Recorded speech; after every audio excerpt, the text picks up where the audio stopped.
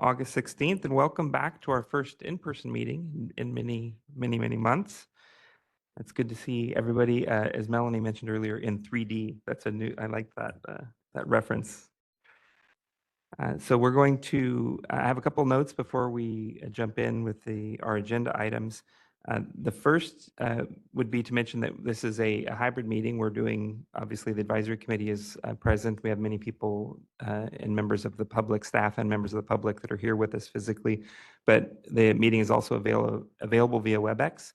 And we do have some participants that are connecting remotely as well, members of the public specifically.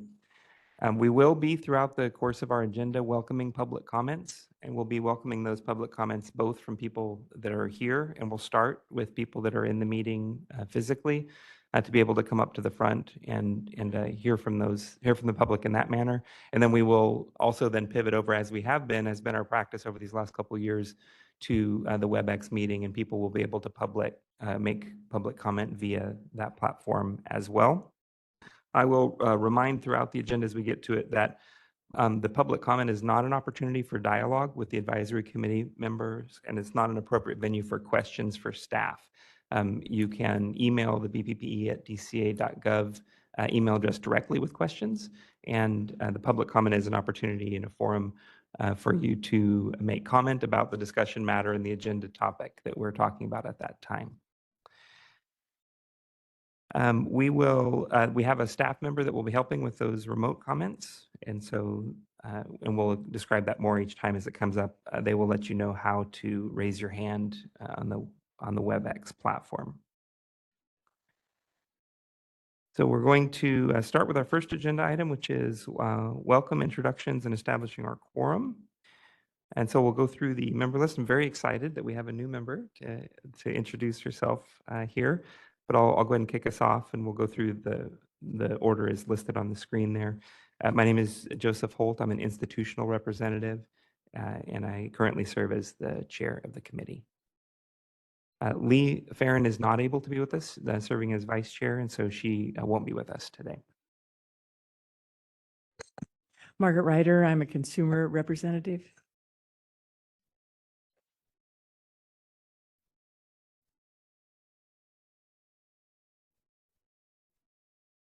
And there is, I don't know if there's a mic button on there. Did you hit that mic button on the? Robert Boykin, public member. There you go. Thank you, Robert. Thanks. And then Melanie, do you want to go ahead? I'm Melanie Delgado. I'm a consumer representative. Good morning, Tess Dubois-Carey, institutional representative. Very good. And Kansan Chu isn't able to join us today either. And Tracy, would you introduce yourself? Hi, everybody. I'm new. I'm Tracy Puntambassi. I was recently appointed by the speaker. Excellent. Thank you and welcome. Appreciate you serving with us. And then we may be joined in progress by representatives of Assemblymember Fong and Senator Roth's office. They sometimes will join us in progress. So confirming that we do have 5 voting members and have achieved a quorum for our meeting. And then we'll move on. We don't need public comment on that, correct? On agenda item 1. Welcome and establishment of a quorum. No. Okay, very good. Thank you. Thanks, Lee. So our first next agenda item is the public comment on any item that is not on the agenda. So this is the single opportunity in the meeting to speak for members of the public to address the committee and BPPE staff on any item that is not covered on today's agenda. The meeting materials, of course, have been available in advance. And so if a member of the public has a comment on something that we won't be covering today on the agenda, this is the single opportunity for you to address that. So we will start here with our in-person audience, and I would welcome any member of the public to come up to this podium to address any item not on the agenda. And seeing none, we will move to our online moderator to offer the same opportunity to our WebEx participants. Thank you. This is the DCA moderator. If anyone would like to make a comment, I would welcome you raising your hand by clicking once on the hand icon, typically at the bottom of the WebEx screen or next to your name in the participant list. If you are a call-in user, you may press *3 to raise your hand.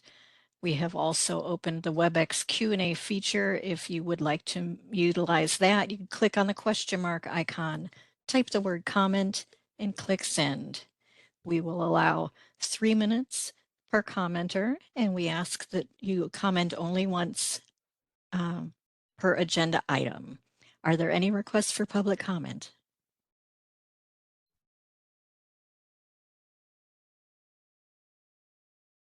I do not see any requests for public comment. Shall I close that feature? Yes, thank you very much. You're welcome. We'll move to our next agenda item, which is the review and approval of the minutes of our May 24th Advisory Committee meeting.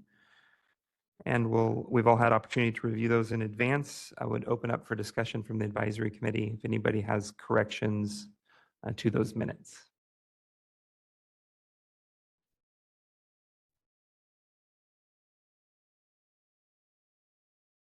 Okay, hearing none, would entertain a motion to approve the minutes. And before we vote, we'll go to public comment.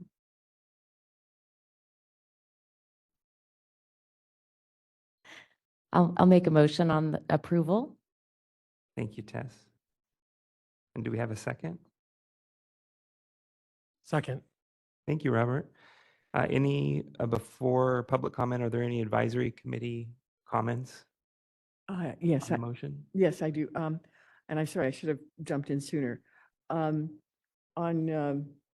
page 7 of 9 of the minutes, under the agenda item number 6,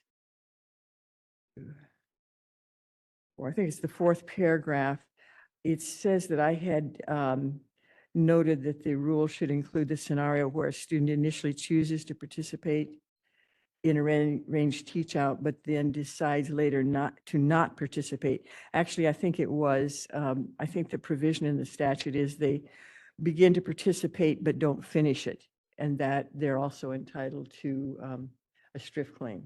So it's slightly different from what's worded there, and the way I had raised it at the time is slightly different from that. Okay, which would, Tess, could you amend your motion to include the correction that Margaret shared? Yes, I'd like to amend my motion to include the comments that Margaret just shared. Thank you. And Robert, you still second? Still second. Excellent. Very good. We'll now open to public comment on the review and approval of the minutes of our last meeting. Start with in-person audience. Does anybody have any comment? And seeing none, we'll move to our online moderator. Thank you. If there are any comments on the minutes, WebEx attendees may raise their hand in order to request the time to comment by clicking on the hand icon. If you are a call-in user, you may press *3 to raise your hand. And you may also utilize the Q&A feature of WebEx, which is indicated by the question mark icon. Type the word comment in that text box and click send. Instructions are on the screen, and each speaker will have 3 minutes. Are there any comments on the minutes?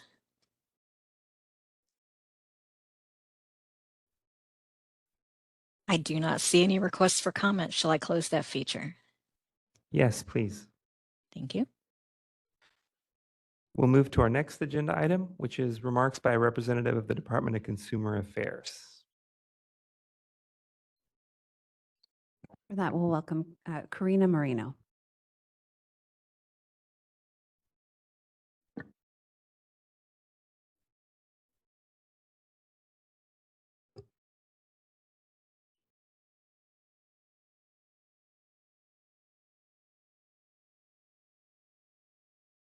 Good morning. My name is Karina Moreno of the Department of Consumer Affairs, and I thank you for this opportunity to join you today. Welcome, Tracy Tambasia, to the Advisory Committee, and thank you for your service. First item is going to be the DEI update. On May 12th, 2023, DCA's DEI Steering Committee held its quarterly meeting In person and elected a chairperson, Yafana Lamar, who currently serves as the department's tribal liaison and is the chief of legislation for the Contractor State Licensing Board. And vice chairperson Paul Sanchez, who is the executive officer of the Speech Language Pathology and Audiology Board. The committee discussed training, strategic planning, and DEI activities through the end of the calendar year. Providing employees access to DEI training is a priority for the DEI Steering Committee. In June, DCA began offering 3 DEI courses, which are available to all DCA employees. The courses are Understanding the Value of DEI in the Workplace, How to Decode Our Unconscious Bias, and Unleash the Power of Generational Differences. The response from employees to participate in these new DEI learning opportunities have been significant with high registration and attendance numbers. The DEI Steering Committee is pleased to announce that outside consultant Dr. Bernard Gibson will provide in-person DEI training to DCA managers, supervisors, and leaders in October. In addition, Dr. Gibson will provide virtual training to members on the morning of October 9th, 2023. Dr. Gibson has 20 years corporate experience managing teams and training employees in business effectiveness. Dr. Gibson has also extensive teaching experience at various colleges, including serving at adjunct facility since 2006 at University of Massachusetts for the Schools of Business and Professional Studies. Information on registering for the virtual event will be sent out soon. For those that cannot make the training portion will be recorded and be available later. I look forward to updating you in the months ahead on the progress of the DEI Steering Committee. Next is the in-person meetings and the Bagley-Keene Open Meeting Act.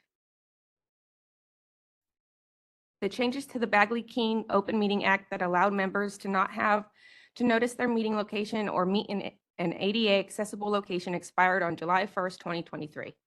Therefore, as July 1st, 2023, public meetings are subject to the traditional pre-COVID requirements for open meetings. DCA boards and bureaus should be prepared to conduct meetings compliant with Bagley-Keene Open Meeting Act. This includes whether a meeting is held at a single centralized location or at multiple teleconference locations. Each physical meeting location will need to be identified in the meeting public notices and agendas. Members must attend meetings in person at the notice meeting locations. All notice meeting locations, including locations where a single member must be ADA accessible, have an agenda posted, and be open to the public. The public will be permitted to attend meetings at any noticed meeting location. Additionally, members of the public need to be able to hear the meeting and participate in public comment for each location. DCA has a Bagley-Keene Open Meeting Act guide available and has provided your executive officer or bureau chief with a list of available meeting locations throughout the state. Please reach out to the board and bureau relations with any questions or concerns. DCA is committed to helping the boards and bureaus to make this a smooth transition. SB 544, which may allow for some meetings to be held without noticing the location of the member, thus allowing remote virtual meetings, is still going through the legislative process. And the department's Division of Legislative Affairs is working with stakeholders and providing updates to the board and bureaus on the status of the bill. Next is the Enlightened Enforcement Project. The department is continuing work on its Enlightened Enforcement Project that is being piloted by the Dental Board of California. The Dental Board was walked through their intake, complaint processing, citation, and investigative processes. One more walkthrough session will cover the discipline and probation processes. The goal is for staff to walk through these processes with subject matter experts so improvements and efficiencies can be found for the Dental Board that can be carried over to other boards too.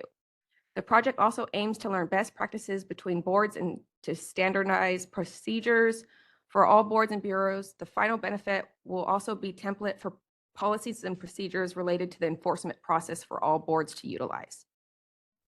Data Governance Project. DCA is continuing its efforts to improve its reports regarding licenses and enforcement activities. The director recently led multiple work group meetings beginning in late April through early July with staff, each board and bureau to update the data metrics reported in DCA's annual report. DCA's goal is to ensure consistency between the report data in the annual report, DCA's data portal, and board and bureau sunset reports. Future meetings are expected in August and ongoing to help build new reports or modify existing ones to provide these new metrics for next year's annual report. Additionally, DCA held a meeting on July 17th with all boards and bureaus to review guidance on how boards and bureaus can compile and report data to the department for inclusion in this year's upcoming annual report. Press release translations. To further the department's efforts to reach the Californians we serve, DCA will request boards and bureaus translate any press releases they issue into Spanish. California's top non-English language spoken is Spanish, and establishing a standard of translating releases into both English and Spanish will enhance the reach of information released. Boards and bureaus are also encouraged to evaluate any additional languages outside of Spanish that may serve their audiences. For additional information, please contact BBR. Required board member trainings reminder. There are 2 DCA-wide mandatory trainings for 2023. This includes sexual harassment prevention training and information security awareness. All DCA employees and appointees, including board and advisory council members, will need to complete the sexual harassment prevention training this year. Advisory council members must take the 1-hour non-supervisory training. Members with an assigned DCA email are required to complete the information security awareness fundamentals training. This training addresses everyone's role to protect DCA's data and information. This training is online and required every year. Both the sexual harassment training and information security awareness training are available in the department's learning management system. If members need assistance in accessing the LMS system and these trainings, please reach out to Board and Bureau Relations. Travel reminder. Please keep in mind that all state travel arrangements must be made through DCA's authorized travel agency, Cal Travel Store or Concur. When traveling by air on official state business, all members and staff must use the most economical fares possible. If the flight is changed, there may be additional charges. Flight changes for personal convenience are not permitted or justified, and the traveler is responsible for any associated charges. Please contact BBR if you have any travel questions. Out-of-state travel update. The Attorney General issued a press release adding 3 new states to California's restricted travel list with staggered effective dates in 2023-24 as follows. Wyoming, travel restricted effective July 14, 2023. Missouri, travel restricted effective August 28, 2023. And Nebraska, travel restricted effective October 1st, 2023. If you have any questions, please reach out to your bureau chief for additional information. Board member orientation training, BMOT, is going to be on October 10th, 2023. Advisory committee members must complete BMOT within 1 year of their appointment or reappointment on October 10th, 2023. BMOT will be offered virtually. This will be the last meeting of the year. Members can register for the training via LMS. Thank you again for this opportunity. Thank you very much. Members of the advisory committee, do you have any questions or comments? I have a couple of questions. In a past presentation, someone from DCA had indicated there were some new procedures to deal with regulatory process to try to get that process moving faster and more efficiently. I wondered if you have any updates on that. Is it in place? Is it working? How is it working, et cetera? I do not, but I can take that down to get you an update from And- BBR. And the second question I have is, does DCA have any resources to provide to the bureaus and that would allow them to do consumer testing of materials that they are putting out or putting on their website to see whether they are accomplishing their purpose, whether they're being understood as hoped for and so on? For forms that consumers have to fill out, for brochures, for information on the website. Are there any DCA resources for that? I am not sure, but I will find that out for you as well. So you are looking for consumer testing materials for forms? I'm looking consumers for have to fill out? resources in order to do consumer testing to see how before the forms are put out, whether they are actually clear to consumers, understandable, accomplishing what they're supposed to. How do consumers understand them? And that would be all kinds of things, website things, forms, questionnaires, you know, complaint, whatever it is that the Bureau is needing to put out at that time. But some way to test, you know, are we really reaching the people? And are they really understanding what we're trying to explain? We'll find that information out for you and get that back to your bureau chief. Thank you. You're welcome. Any other question or comment from committee members? Thank you very much again for the remarks. We will open at this time for public comment from the remarks related to the remarks from the DCA representative from members first and that are here in person. Seeing none, we'll go to the web moderator. Thank you. This is the DCA moderator. If anyone has any comments on the department update, you may raise your hand by clicking on the hand icon. Call-in users may press *3 to raise their hand, or we have opened up the WebEx Q&A feature. You can look for the question mark icon, type that, click that, type the word comment, and click send. And are there any requests for public comment on the DCA update?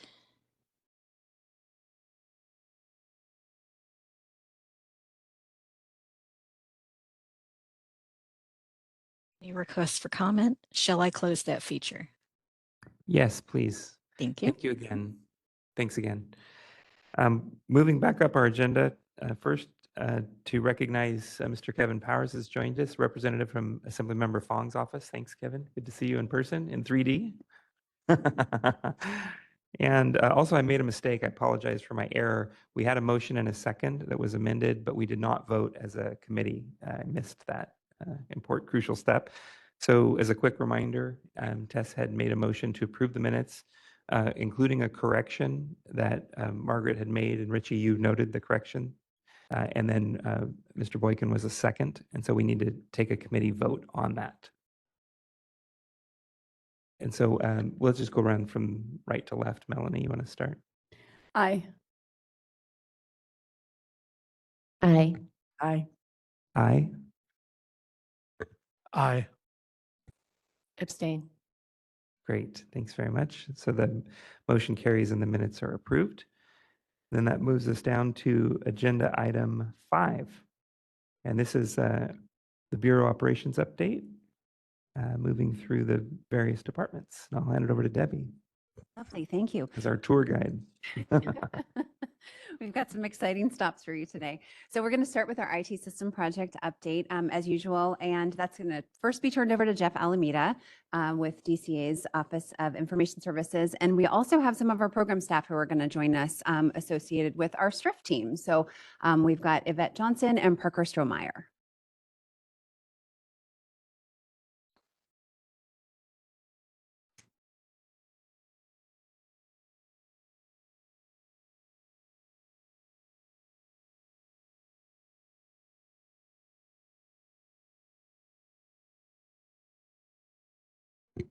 Check.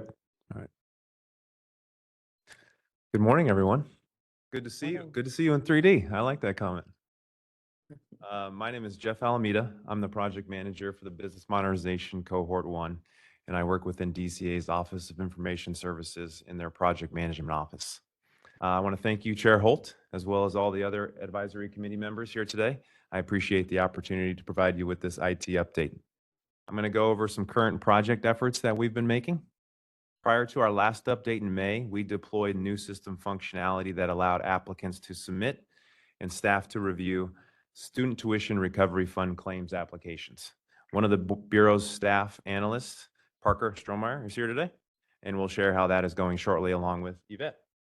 Following that release, we have devoted significant efforts to refining our detailed project plan through the point of transitioning the Bureau fully off sale, their long-standing data system.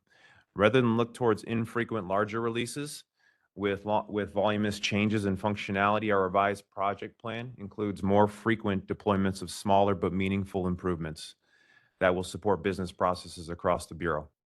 That project plan has been shared with the Bureau Chief and project leadership for active ownership across the organization. We had our first successful release under this approach on August 8th we deployed a number of improvements to the approval non-accredited application that make it easier for staff to process the applications. We will plan to report out at the next meeting how the updates are working for staff and for the stakeholders. I want to touch on our recent successes a bit more. This success is due to the dedication of the BPPE chief and providing the appropriate resources to test the system and validate how it works according to Bureau processes. The staff took time away from their day-to-day activities to attend our testing sessions, verify how the system works, identify issues, retest and confirm development, and support each other throughout the last few months. That support cannot be overlooked and is greatly appreciated when we develop this new IT system. Those team members I want to point out include Erica Smith, Tamika Garvin, Kimberly Harris, Hua Her, Jeff Mackey, Nicole Mitchell, Nicholas Robinson, Rachel Fabry, Lucy Castillo-Riley, Shakira Rule, Ebony Santee, Mika Scott, and Chi Vang. And I apologize if I didn't pronounce any of those names correctly, but wonderful that they all supported us. I want to thank you and the BPPE leadership, for their partnership throughout this project. I realize that the advisory committee hears a few minutes of updates on this project once per quarter, and they can be quite tech heavy. We probably don't state enough just how significant the changes are for the staff and the business processes of the Bureau, as I mentioned by all the participation from the team members previously. In fact, it would be hard to overstate how significant the changes we're talking about are on the work of the entire staff, who, for quite a while now, have had one foot in the old system and one foot in the new, while we continue to build and refine this system at the same time. All this makes their partnership and good cheer all the more impressive and more valuable to us as a team here at OIS. I'm happy to answer any questions you may have before handing it over to Parker and Yvette. Committee members, any questions? Yes. On some of the things that we had asked about as far as making it easier to find things and link to things on the website, is there any progress on that, or is that something that's still not been worked on? I will actually hand that over to Yvette to share the news. Good morning, Yvette Johnson. I'm the manager of the STRIF unit, the Student Tuition Recovery Fund unit. And yes, we listened to you at the last meeting, and we have made some refinements to our website. We've separated the online portal for Connect, where the students can file the application online, from the actual paper application, so that you can see the difference. And I was going to talk about this later on, but we're also making changes to what's going on internally. We're hoping to update the website some more to make it even more user-friendly. We are working on a video with our communications division so that we can actually do a step-by-step walkthrough of the online application. One of the things that I wanted to note is that I know you had concerns about the registration for the student having to register. So right now we don't have anything on our website regarding, how to go through the process. But I do want to note that after registering, the online application process actually mirrors the paper application. So if they want to get a feel for, if students want to get a feel for what the application looks for, what information is needed, they can also refer to the paper application that's available online. So I think my question on that was, it would be nice if they could kind of see what's going on before they had to register. Right. And you're saying that they can't do that online, but they could download a paper application? To look at and see what kind of questions are being asked. And I guess my question for the IT person then, is there any reason why that registration can't be delayed and not be step one, but, a step further on when they want to at least look at it, understand it, see what's going on, and then, okay, yeah, I want to do my application, that it couldn't be delayed. So right online, they can see what's going on instead of, a lot of people don't have printers, they can't download and, they may be doing it on their phone. It's a little hard to read a PDF on the phone, et cetera. Yeah, I hear you. Thank you for that comment. The route we've taken with organizational change management and offering opportunities like that to support users accessing the system is, as Yvette mentioned, where we create videos in that respect to walk them through how the application would look in terms of appearance and the steps you could take to walk through it before you actually have to formally create the registration process. We've also tied into what she mentioned there, artifacts. So utilization of maybe a previous historical application where they can walk hand in hand with the video and say, okay, this is what I need to fill out next. This is going to mirror what I'm going to experience if I pursue registration and attempt to apply. Those efforts have been met with a lot of end user acceptance and a lot of volume as a result. So that's a version we're trying first before we consider other alternatives. So basically, you've chosen that route rather than moving the registration down the steps ways. And you said that's met with user acceptance. And who are you referring to as users? Yeah, thanks. Please clear me up when I speak in technical terms. Well, users could mean several different layers of people. True. I'm referring to the student who's going to complete the application or pursue completing the application. So you've already tested it with users, with We- students. We've tested it with BPPE staff directly. Well, that's what I was asking. Okay, so you've tested with staff, but not with students. Yeah, so not with students directly. The video and the supporting documents Yvette spoke to would be the options available to the student to then begin understanding what they're going to endeavor upon. And when I was asking about some of the links and stuff on the website, I'm sorry, I didn't really mean to get you into the STRIF stuff immediately, but thank you for that. But I think I was asking about other things that I had asked about, not just the STRIF, where there are linkages so that you can go different ones. But for example, if you go on to the student page and you see, oh, here's a list of schools, and then you go to the list of schools, what you see is simply a list of schools. There's nothing that links you or even tells you where to go if you want to find out, well, have they had any complaints? Have they had any citations? Have they had any inspections? And so it's those kind of linkages that I'm looking for and wondering when those are going to get into the process. Yeah, I can tell you that that has been reviewed and documented by the product owners that support this project. Two members I mentioned previously, Erica Smith and Tamika Garvin. So they took notes. Product owners are the BPPE. Correct. Okay. Yeah, thanks. They've taken notes of your comments from the last meeting and incorporated them to our project plan that I spoke about earlier. So they will be pursuing those, but based on priority of where they're positioning other potential items in our development process. Where will that be? When will that be? I roughly? don't have a timeline to share with you on when that would be. It's dictated by the amount of priority items that we need to build prior to it, which include, at the moment, non-approval accredited application enhancements. So once we pursue school updates or school search updates, then that's when we'll build in those notes. When are you anticipating that the everything will be transitioned over from sale? We're discussing that right now, actually. The project plan I mentioned previously, where we have active ownership across the organization from the bureau chief all the way down to those product owners I mentioned, we're refining the project timeline for that. So what that looks like, we'll be able to report to you in the future. If I could, I'm sorry, may I just chime in for 1 second? First of all, I also want to acknowledge Jason Piccioni, who's in the audience, in case he does want to add any additional context to this from a broader perspective.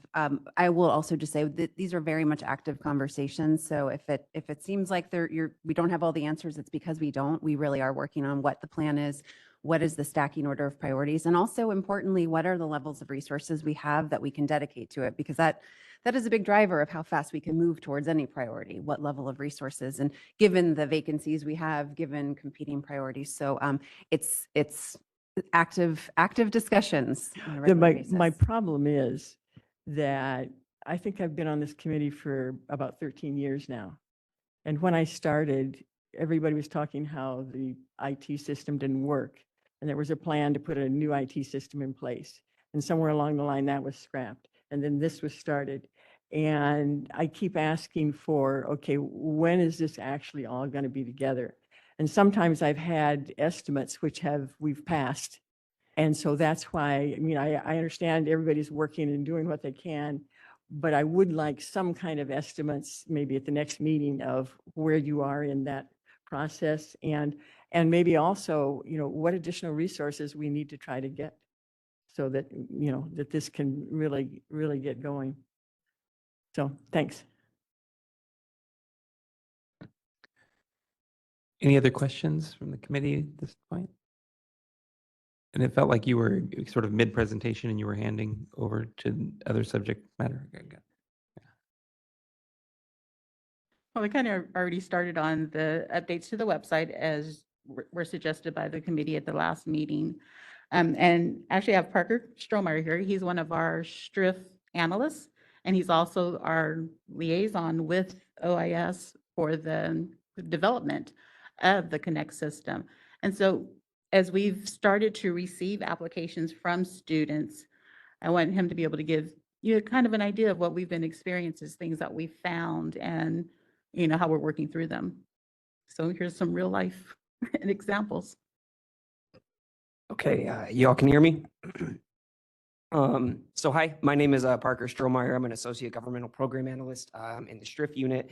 I process STRIF claims. I have helped test, report bugs, refinements, and future developments to OIS.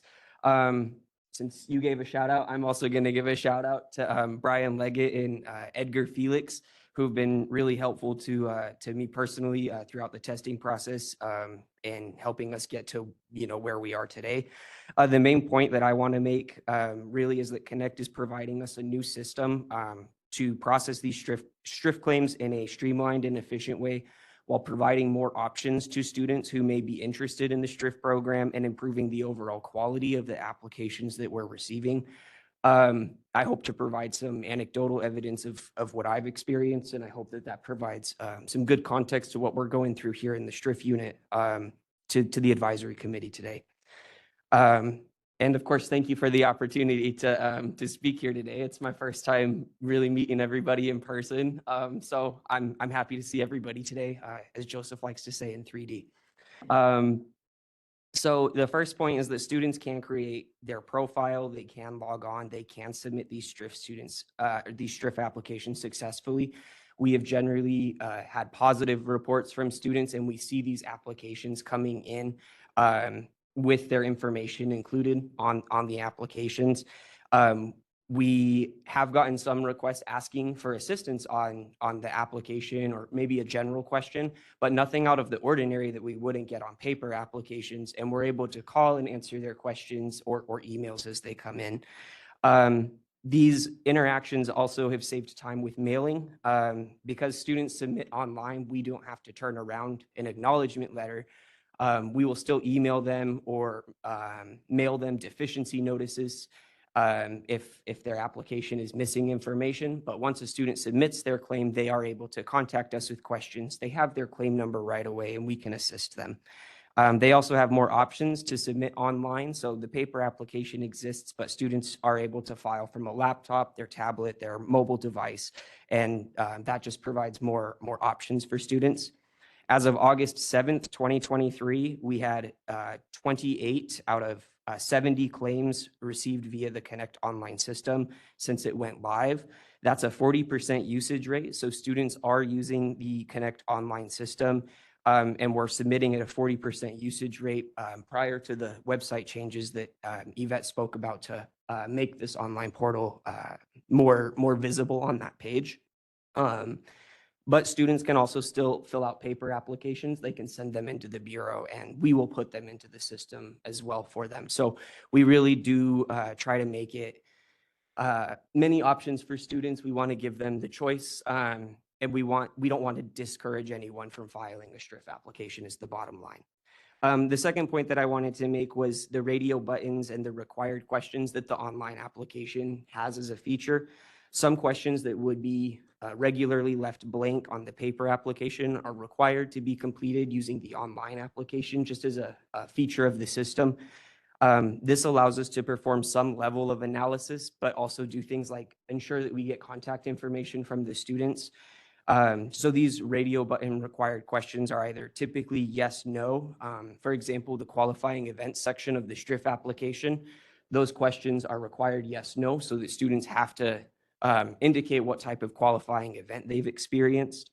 One thing that I dealt with recently with a claim is a student submitted online, but because of these required questions, they they answered no to all of the qualifying events. And then on the economic loss, where we asked them about their costs, they reported no for out-of-pockets, loans, grant payments, and other expenses. They answered no to all of those questions. So I sent the student an email asking, if this is what they had indicated on their application and if this was correct. And we still follow our 30, 60, 90-day outreach protocol. And so they will have the opportunity to provide that. But based on my initial analysis of that application, I can see that the student answered no to these qualifying events and no to their economic loss. And I'm able to perform a certain level of analysis on that claim. The third point I'd like to make is viewing a complete application allows for no loose papers to be floating around. It allows us to see the entire student's information in one place, which helps us from a staff processing perspective to not have, my student's transcript here and their, receipts over here. It keeps it all in one place. And the fourth point is the automatic documents, which I touched on earlier with the acknowledgement letter. That's the current automatic document that's sent. So when the student hits submit, they will get the date that it was submitted and a claim number, as well as a link to the user portal, so that when they have that email, they can access their user portal from that email, rather than like needing to bookmark or remember, the website link, which I think is a good thing. And then, of course, we also have the plans to mail out or build out deficiency notices and other functions so that students can get online communications. And that's really what I do. I work to report the bugs that my colleagues find and send me screenshots of the refinements to the existing things that have been built out already to help them become better or more streamlined. And then future developments that we identify as a staff, something that could be made better to help us process these applications, like I said, in a more streamlined and efficient way. So thank you for your time today. That is the end of my little spiel. I hope that provided some insight into our efforts on the online Connect Striff application, and I'll turn it back over to the committee. Thank you. Yvette, any other comments before we engage? So one thing that Parker mentioned was that we have some required questions on the application that the student must fill out. I just wanted to make it clear that in addition to those required questions, if the student doesn't have as they're filling out the application, if they don't have the answers to questions, they do have the opportunity to come back and fill that in, but it does not prevent the student from submitting their application. So that way, once we get the application, if we see that there are deficiencies, as Parker said, we hope to build out the deficiency notifications, but it still allows us to go ahead and begin processing that application without waiting for every piece of, it allows them to submit it, and it allows us to begin processing it without having all the information, and then just doing our customer service and working with the student to gather additional information that's needed to complete the application. So I have a question. You mentioned, thank you very much for sharing with us today. You mentioned that some students request assistance in completing the STRIF or become confused. And I've been looking through the site and see there's often narrative prompts to reach out if they need help. How do you coordinate and collaborate? Maybe it might be a question, Yvette, for you with OSAR. So there's obviously a crossover in this case. And so if someone needs a lot of handholding on completing a STRIF application, does your division handle that directly typically, or do you, at what point and what threshold do you refer to OSAR to help the student? It depends on the type of information that's missing. If it's an abundance of information that's missing, then we will contact OSAR, and they will, what we call is work with the student and help compile an application so it's more complete, so that the STRIF unit can work on processing the actual economic loss for the student. So if there's just a couple blanks or you're pretty close to the finish line, then your staff would handle directly.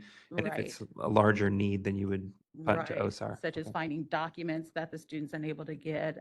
As you know, if there's a telephone number or a social security number that's missing, then those are quick turnaround things for us to do.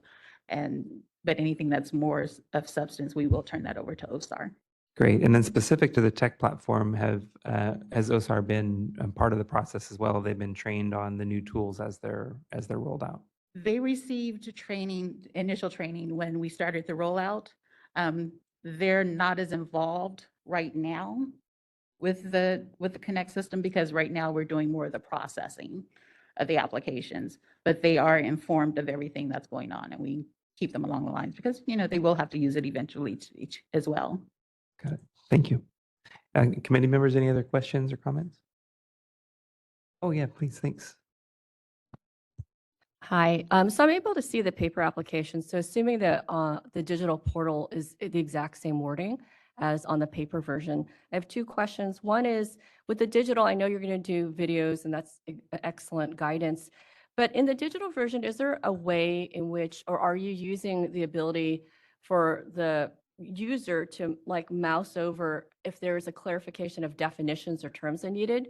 Because one of the things that occurs to me is there are phrases here that would make sense to me because I work in the field and I had experience, but I think some terms are, I don't want to say scary or hard to understand, but a qualifying event, or subsequent institution. So I'm wondering not to change the app, but is there a way in which you can mouse over and get a definition? Like, what do we mean by qualifying events? Are you using that kind of feature?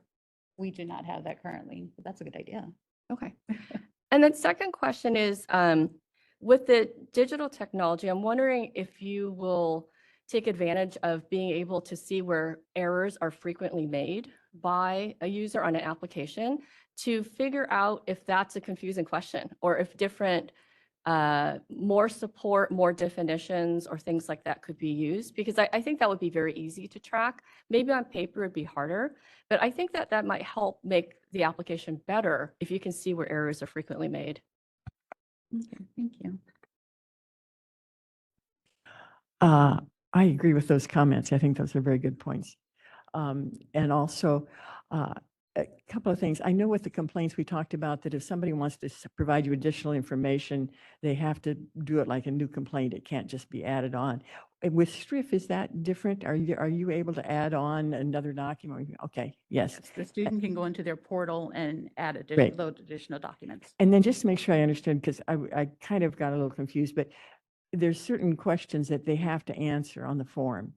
But if they don't answer them, you can still receive the form and then address that issue with them. Is that correct? That's correct. Okay. So they have to answer yes or no, but even if they don't, then they can still file the complaint and you can deal with it. And that's part of the analysis that the analysts do when they're working the applications, whether it be paper or digitally.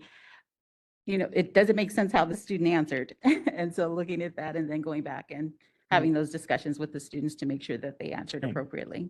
Great. Thanks very much. Question for probably Debbie, is the STRIF form itself subject to regulatory, like if you're going to change the form, is that a regulatory process? Yes, that is correct. Oh, joy. Okay, got it. Thanks.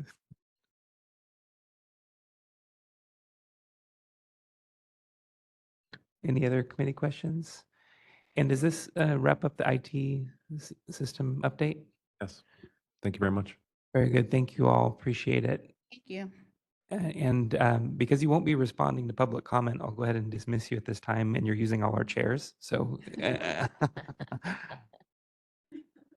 so we are now open. Actually, excuse me, my mistake. We're going to hold public comment for items A through H under agenda item 5.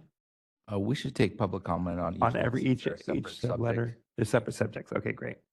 So we're going to open up to public comment for agenda item 5A, the IT system project, first to members of the in-person audience.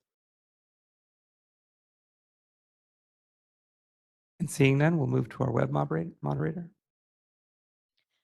Thank you. This is the DCA moderator, and we are now accepting public comment on the IT system project.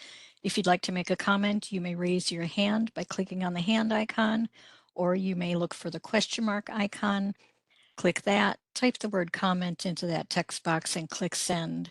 We do have a request for comment from someone logged into WebEx as Dee Crossett. Dee, I'm going to send you a request to unmute your microphone so that you may make your comment, and you'll have 3 minutes to speak with a 30-second warning.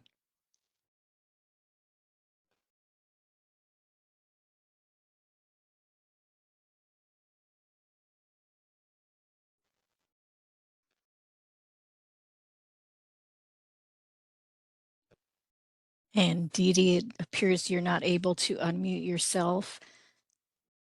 I'll send you one more request.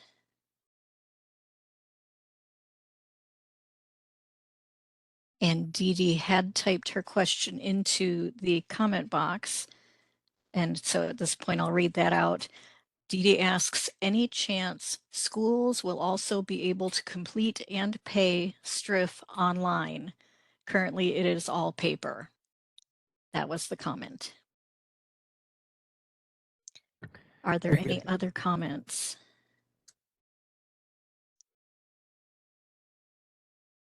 I do not see any further requests for comment. Shall I close the public comment feature? Yes, please. Thank And you. I would, by way of reminder again, during public comment periods for agenda items, we can't interact or respond to questions, nor can staff, but you can email any questions to bppe@dca.gov, and Deborah's staff will get back to you quickly. We'll move to our next item, 5B, licensing report. Wonderful. I'm going to invite up two individuals for this. Everyone knows Ebony Santee, our education administrator, who has been wearing two hats, at least two hats, I should say, for quite a while now. She is going to be able to pass off the baton, or one of those hats, to Gregory Dunkelbrook, our new licensing chief. Thank you, Debbie. Hello, everyone. I am very excited that we have hired a licensing chief, and Greg Donkerbrook is here with us today, and I'll give him a check-in to introduce himself. Hello, everybody. Like Ebony and Debbie said, my name is Greg Donkerbrook, new licensing chief. I'm really excited to jump right in, looking to add some analytics and some metrics to our licensing process, really help streamline our processes and find some efficiencies so we can make things easier for our applicants across the board, as well as increase our productivity in the licensing division. So if you have any questions, I'm available for you. Thank you so much. Very good. Thank you. We had an opportunity to meet before, and so you shared a little bit of your background. I think it'd be to the benefit of the advisory committee if you could give us a little bit of your. Yeah, sure. So prior to my appointment here, I was actually a licensing manager at the Department of Cannabis Control, which I oversaw the review of licensing applications as well as licensing modifications. Did a lot of work with tracking and data and metrics. I believe it really helps us pinpoint areas of opportunity, especially when it comes to helping our applicants get through the process, get things completed. Prior to being a manager, I was actually a licensing analyst at the Bureau of Gambling Control under DOJ. So lots of licensing experience to draw on and be able to utilize here at the Bureau. Thank you. Okay, so for my last licensing presentation, because Greg's up the next time, I will give you a highlight of our Q4 information. So as far as the full non-accredited approval applications, we received 32, 47 of the accredited approval applications, 66 renewals for those non-accredited applications, 104 of the accredited renewals, 138 significant changes for full approvals, 169 for accredited changes, 298 verification of exemption applications, and 51 out-of-state registration for a total of 905. As far as our average days to approve, I wholeheartedly give a shout out to our licensing unit. In every area we have dropped in numbers, so I'm very happy to see that. We have gone down 34 days in our average days to approve a full non-accredited application. So we're at 522 days on average. We are down 12 days for our accredited approval applications to 91. As far as our renewals for non-accredited full applications, we're down 15 days to 361. For our accredited renewals, we're down 14 days for 164 days average. Down 6 days for our changes to 119, down 3 days for 62 on average for our accredited changes, down 4 days for verification of exemption, and down 7 for our out-of-state registration. As Greg said, we do have internal tracking mechanisms that we do utilize, including our Chescott analysis. With him hired and in place, we are definitely eager to reflect and discuss our current processes and work to refine the data that we present to the committee in the future. For our next slide, just a highlight, our oldest full app in the queue is from July of 2022. That application is still incomplete for financial statements. The oldest full app under review since this information was processed is actually going to be approved. And our oldest full app under review was sent to deficiency for their financial information. And the median date of full apps in our queue is from March 2023. Our totals by location are 1836. That includes 966 mains, 359 branches, and 511 satellites. Of those, 420 are approved by means of accreditation, 513 are full approval. We have 34 provisional approvals and 92 out-of-state registration. Highlights for our workshops. Upcoming, we have August and September. We are including those numbers now of those participants. I will say they vary maybe between 5 and 10 from the final numbers here because of last minute registers. But so in April, we had 19, in May, we had 26, in June, we had 20 participate in our licensing workshops. And that is all for the licensing report. Ebony, question regarding the difference in average days to approve between a new accredited approval at 91 days, which it seems very reasonable, and a renewal for accredited is actually almost twice as long. I'm curious, why would renewals typically take so much longer than a new approval? Much of that is we're not often synced with the renewal with their accreditor, so they're in that process. Oh, And so we're waiting for that final letter, which includes their new term and any updates to their program list. So for instance, they might submit an application to us 6 months, 3 months before they expire with that date, but they're still in the renewal process with their accreditors. So we don't have any new letter of accreditation. Got it. Thank you. Any other questions for the licensing unit? Just a couple of things on the your new position. Licensing is so critical in part, as you mentioned, for the trying to get things done efficiently. So somebody wanting to run a school is not held up. And of course, the other half of that is as the gatekeeper, so that we don't have schools managing to slip in and then wind up being, a gigantic mess later on. And so I think this is a very important position. So I wish you luck with that and thank you for doing double duty for a while. Everything. It's one other thing and if you happen to know, one thing I was curious about is the total number of school locations in the state and how that's varied over the last several years. Do you have any information on that available?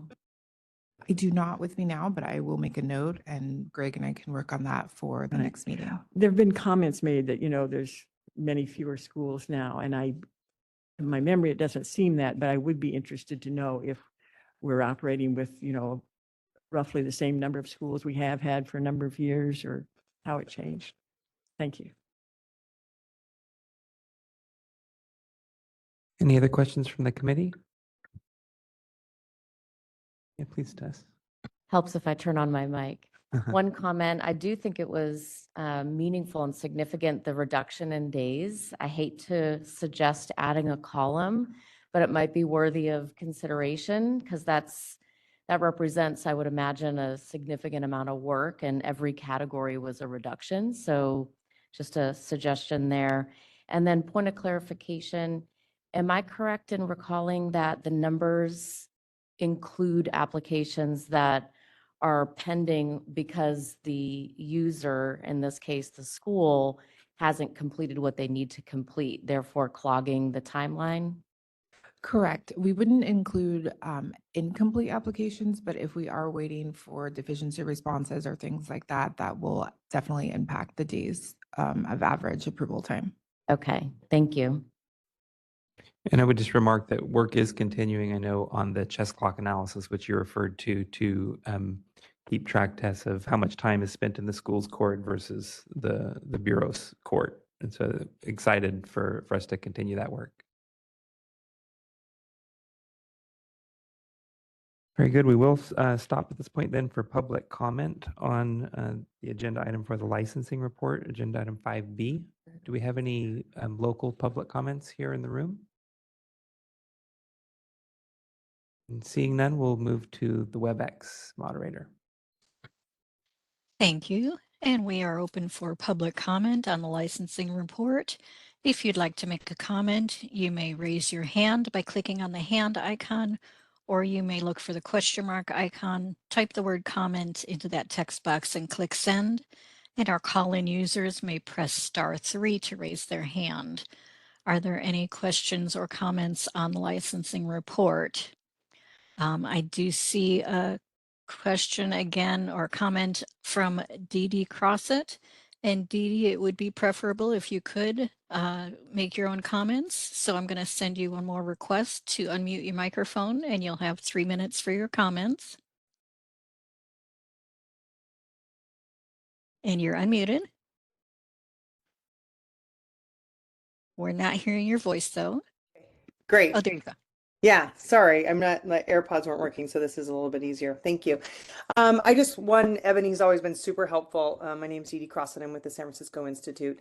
And congrats on your new position. I was just curious, this might not be the right time, so we can table it if I need to. But as a school owner that is accredited and we're following all the Department of Ed rules, they're very similar to what BPPE asks us to do in terms of the licensing piece. And if there is any consideration to not have us report things double, being that they are asking for the same information, it's really confusing for students, especially when they're signing enrollment agreements, to have to look at the same information in 2 reports, and it's not reported the exact same way, even though it's the same info, and so the numbers don't match up. I'm curious if there's any consideration for that, because it would definitely alleviate more work on the Bureau if they weren't needing to review everything again that the accreditor is already reviewing with us.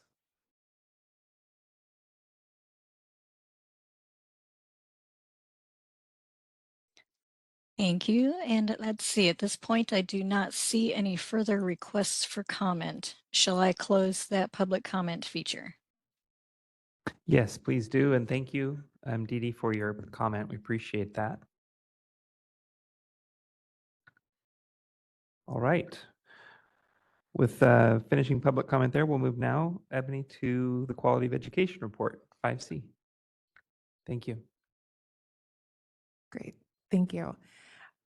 So our first slide is the status of our 1247 institutions. These are institutions that were approved to offer degrees prior to January 1 of 2015. There really haven't been any changes since our last meeting. For a total of 142 schools, 46 of those became accredited, 49 were closed or their approval expired, 19 became exempt, 2 are currently on an approved extension, 22 surrendered their degrees, and 4 had their degrees suspended. Next slide. Is the status of our 1247 schools who were provisionally approved after January 1, 2015. We had a change there. 2 more schools became accredited for a total of 18. 13 were closed or their approval expired. 2 are exempt. 14 have surrendered their degrees.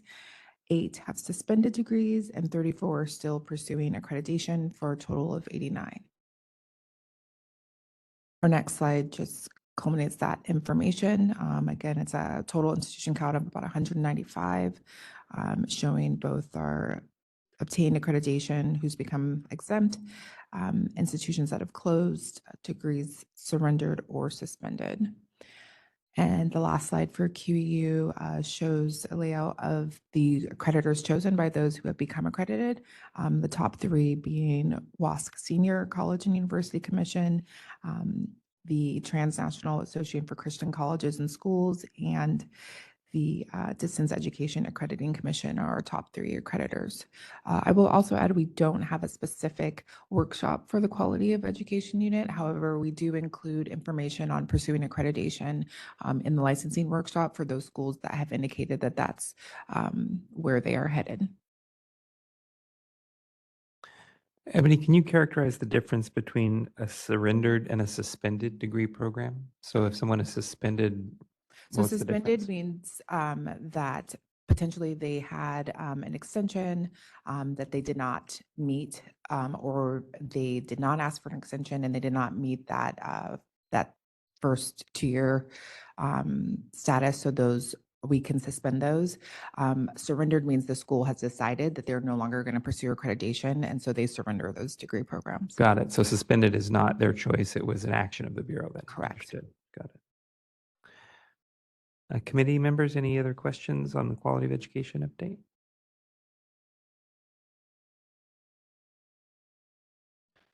Very good. Thank you so much. Great. Thank you. We'll open for public comment for the quality of education update for in-person attendees. Seeing none, we'll move to the WebEx moderator.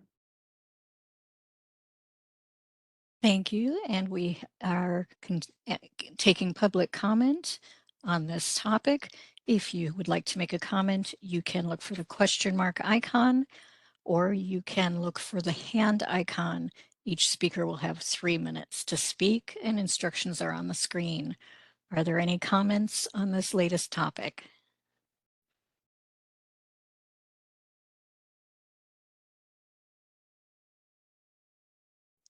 I do not see any requests for comment. Shall I close the public comment feature? Yes, please. Thank you. Move to our next agenda item, 5D, the annual report update. Wonderful. And for our next few updates, both for 5D and E, will be joined virtually by Elizabeth Elias, Enforcement Chief. Good morning, members of the committee. I apologize for not being able to be there this morning, but I will begin with the annual report update.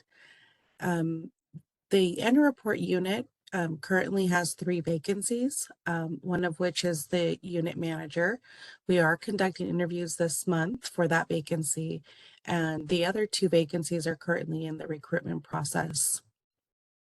The 2022 annual report portal, the annual report portal for the 2022 annual report opened on August 1st, 2023.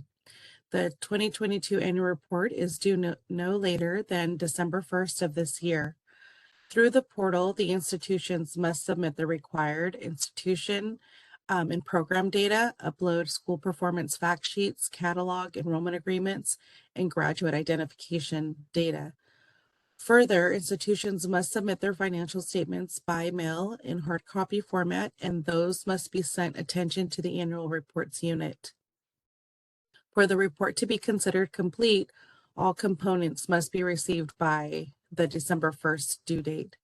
I did run a report this morning, and as of today, we do have 4 institutions who have submitted their 2022 annual report, and it appears about 30 institutions have begun working on the report. Next slide. During the 22-23 fiscal year, the Bureau reached 99 attendees through the workshops. The workshops are to aid the institutions in understanding the Bureau's laws and regulations related to school performance fact sheets. Upcoming workshops will be held on August 25th and September 29th. Institutions can register online. And I would also like to take a moment to applaud the annual report team, which is a very small team of 2 staff, for their hard work and dedication. We have made great strides in that unit in this past year. So that will conclude the annual report update. Are there any questions from the committee? Committee members, any questions? Do you know offhand or have statistics you could present later of how many schools failed to submit their 2021 annual report? I do not have the actual number for that at this time, but it is something that I can get a stat on for.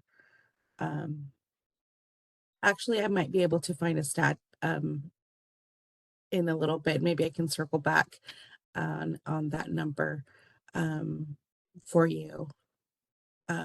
So let's put a pin in that one and I'll get back to you. But I will say I believe it's been over of schools that we've addressed, at least through the citation process. I want to say it's over 70 schools that have been issued a citation for failure to submit their annual report. Thank you. A question, Elizabeth, regarding the graduate identification data. As I recall, this last year was the first year for that process to be submitted to the Bureau. Curious, what has the annual reports team, if anything, what have they done with that data? Have there been any data validation exercises? Or I know that that's primarily prospective for future potential use, but I'm curious if the Bureau staff has done anything with the graduate identification data submitted last year. We will be able to provide more information on the graduate identification data at a future meeting. We have collected the data and we are working on additional steps with that data. Thank you.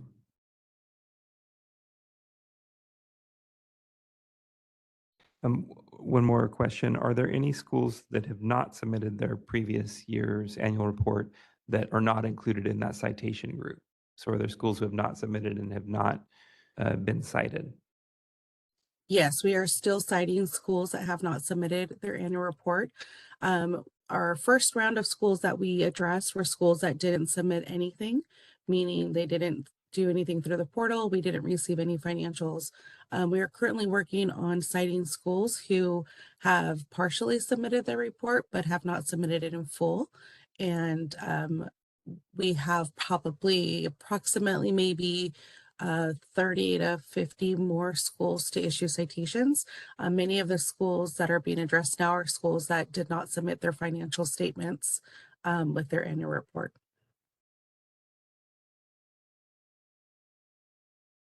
Thank you. Any other committee questions?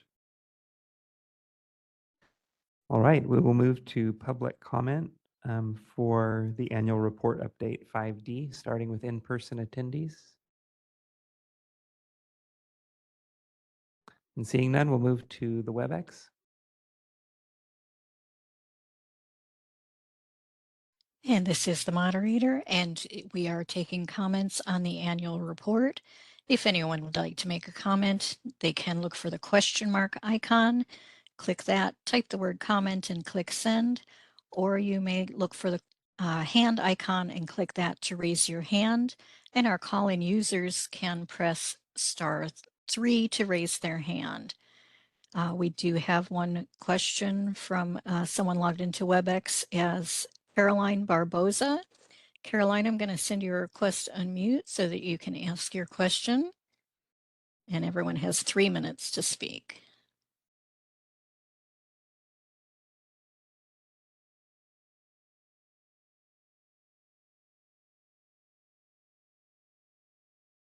And Caroline, did you get your request to unmute?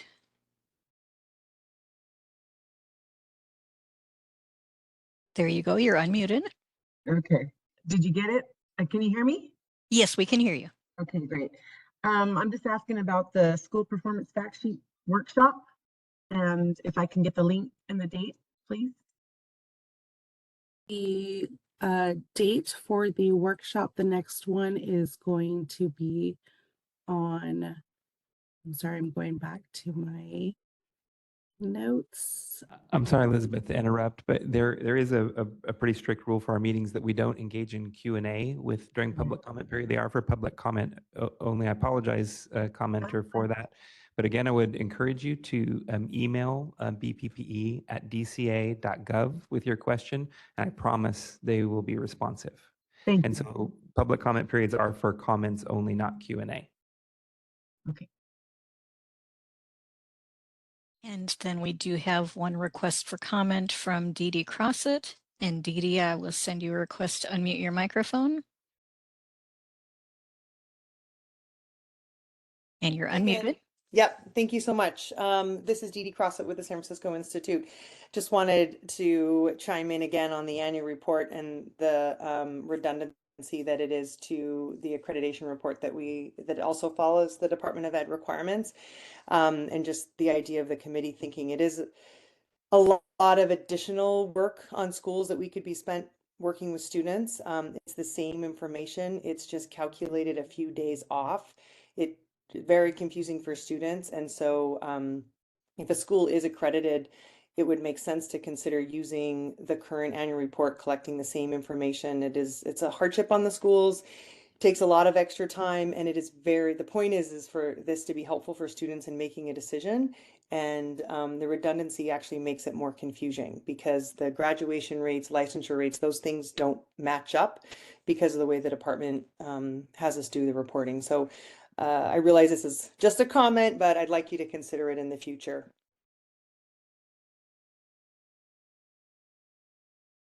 Thank you for the comment.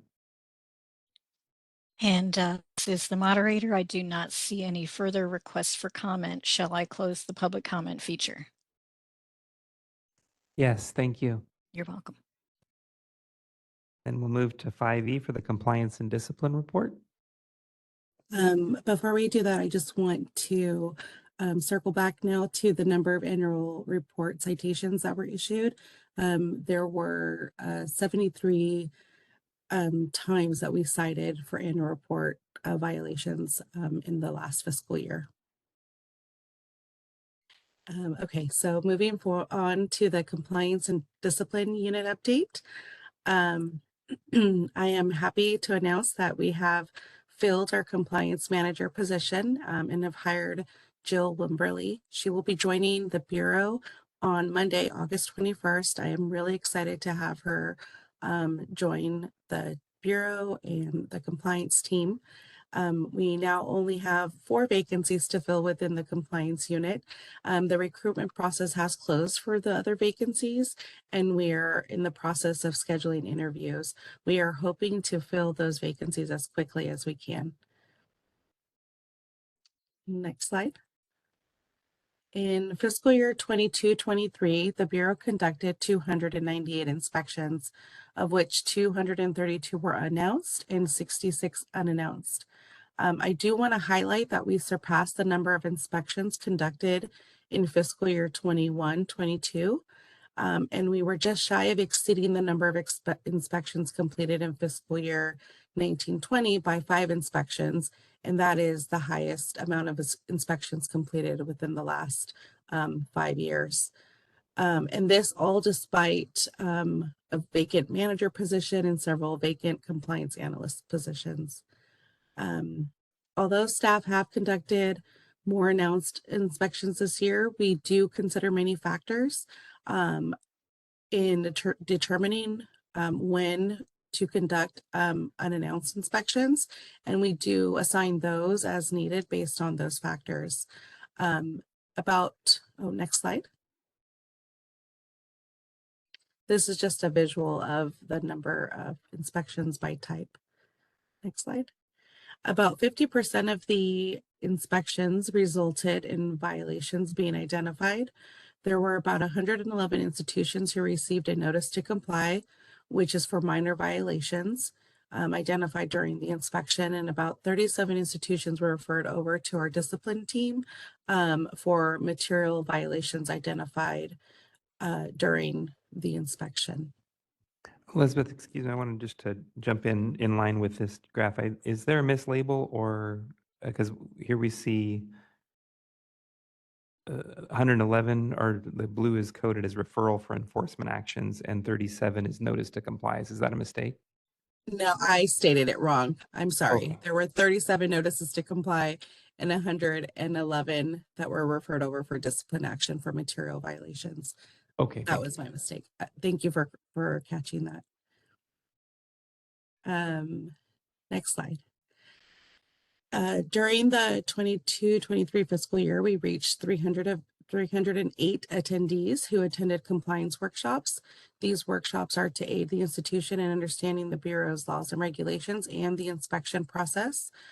We have a workshop scheduled for tomorrow, and there will be 2 additional workshops in September and October. Institutions can register online at the link provided in the slide. At this point, I would like to also thank Michelle Aligar, who's the compliance manager, who's been covering 2 units over the greater part of this past year. And I also want to applaud the compliance staff for the number of inspections they completed, because we did, meet and surpass expectations with the amount of vacancies that we had. So I want to give kudos to all of them. And next slide. I'm going to go ahead and move into discipline, and then I'll take questions at the end. Or if you'd like me to pause here for questions on compliance, I'm happy to No. do so. I think compliance and discipline together makes sense. Yes. Okay. The discipline unit is now fully staffed. Giovanni Alon joined the Bureau last month as the newest citation analyst. We have also extended an offer to our enforcement analyst position to our top candidate who did accept the position, and we expect her to join the Bureau next month.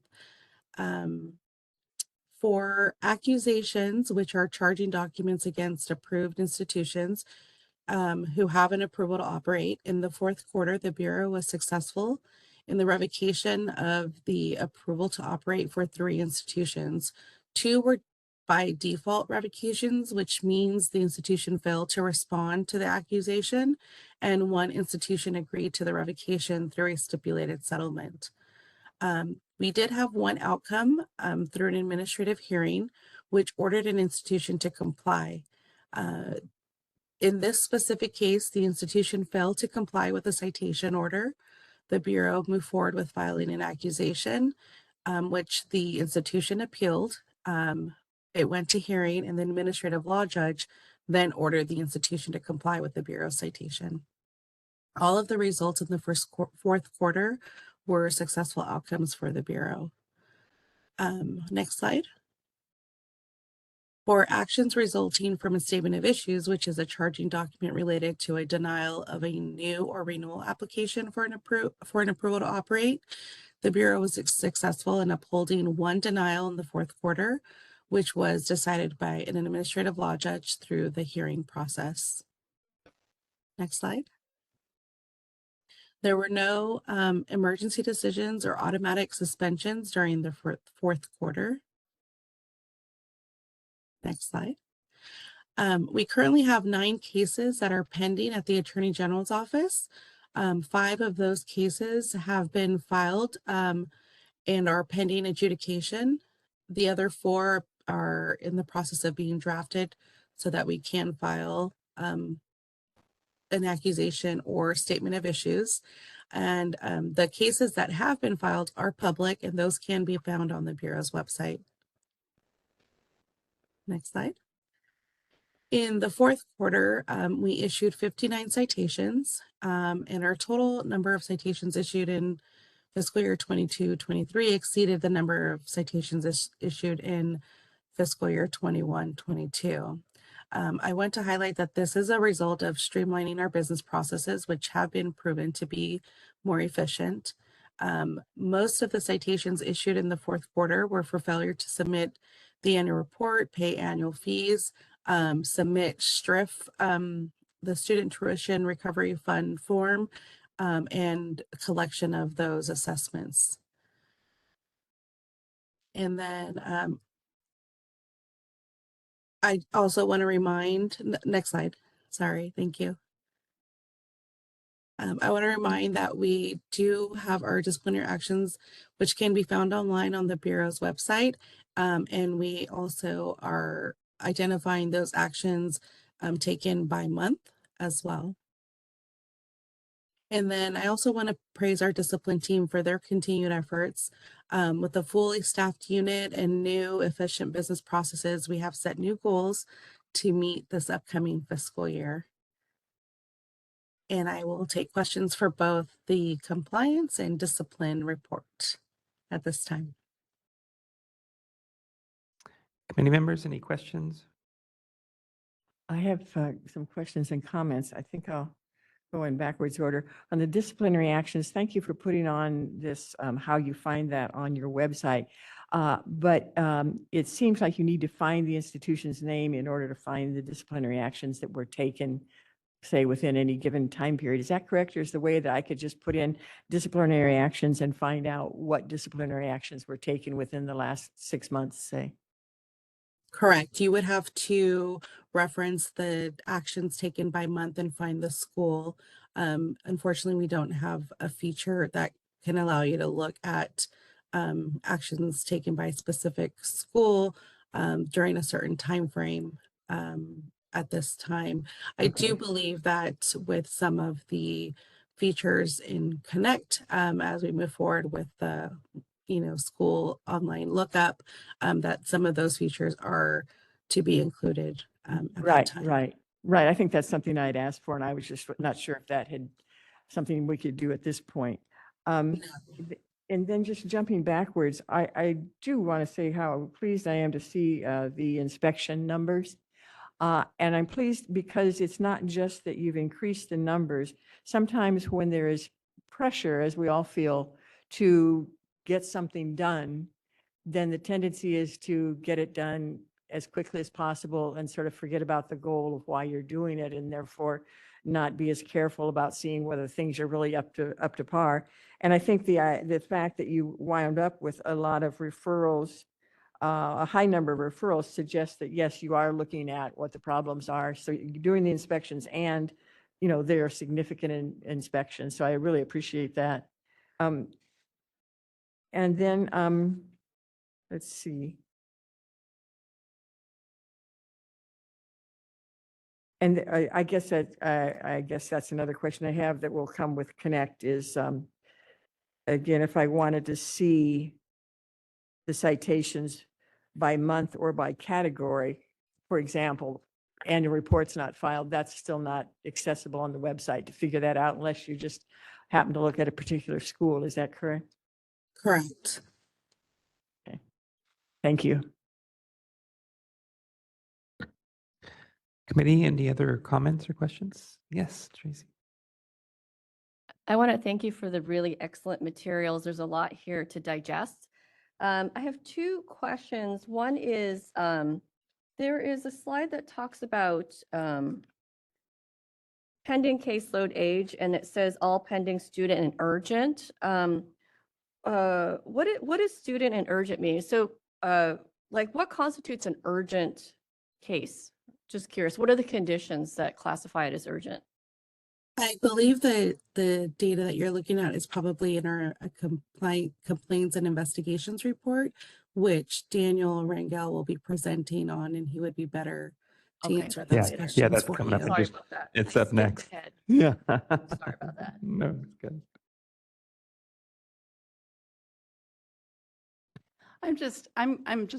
This is Melanie Delgado. I'm Yeah. just curious about one thing. I echo what Margaret said about the inspections. I noticed that the unannounced inspections were significantly lower than they are in previous years. And I know that you said that you take into consideration a number of factors when you're looking at doing those.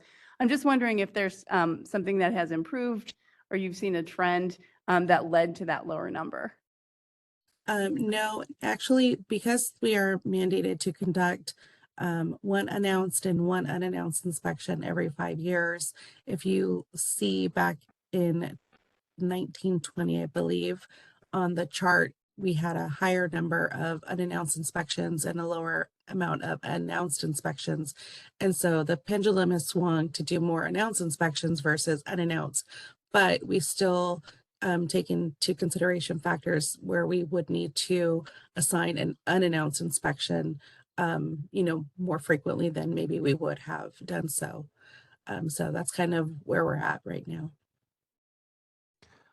Elizabeth, do you have an expression of the degree to which you're meeting that standard for any given institution? Like, are you tracking that metric that over a 5-year period, any given institution has received both an announced and unannounced? We are working on those metrics right now. We do keep track of the inspections by institution, but we don't have that data at this time. Some time ago, I think I'd raised this issue. And at that time, the Bureau was quite far behind on conducting all the inspections it was required to do within the time frame it was required to do that. And I wonder if you've been making progress on that, if you know where that stands, if you have any sense of when the Bureau will get caught up. And that's maybe something, I don't know that you have it today, but maybe for next meeting. We can definitely look into that more closely and provide a better update at the next meeting. Thank you. Is that standard, Elizabeth, are you familiar whether it is by institution or by location? Currently our goal is to conduct the inspections by institution. Got it.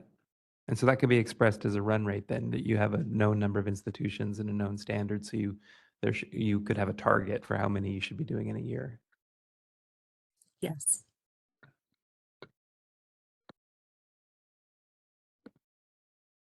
Any other committee comments or questions? Very good. We'll open to public comment for the compliance and discipline report, agenda item 5E. Again, for comments only, not questions from anyone in the in-person audience. And seeing none, we'll move to the web moderator.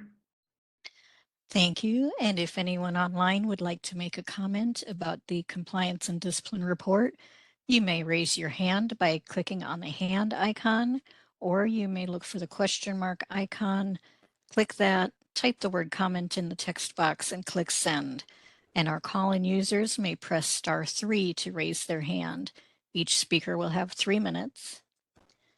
And we do have a request for comment from Dee Dee Crossett. And Dee Dee, I'm going to send you the request to unmute.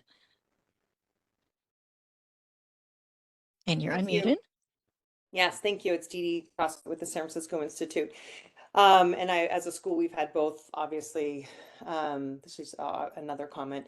We've had announced and unannounced inspections, and they've gone well. I can say for a school that is in good standing, the unannounced inspections, I could understand if there was a complaint to do an unannounced, but just to think about possibly revisiting that.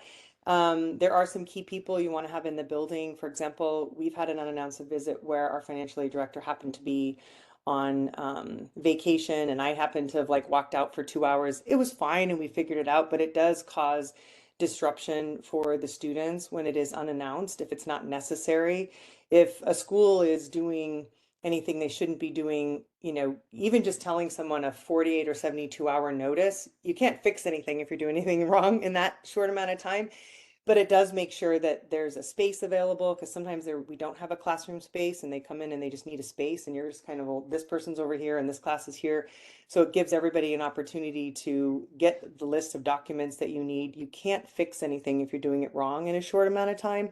But if there's no reason to do it unannounced, I would consider adjusting that language, and is it necessary to show up and cause disruption into the classroom and for the educators and everybody that's trying to conduct class that day, or if the financial aid or admissions leaders, they may have appointments already booked and then we're not able to actually dedicate time to them, or if we had short notice, we could, try to reschedule appointments and make space available. So I would like the committee to consider changing that language if possible, and only doing the unannounced if there's a definite need for it.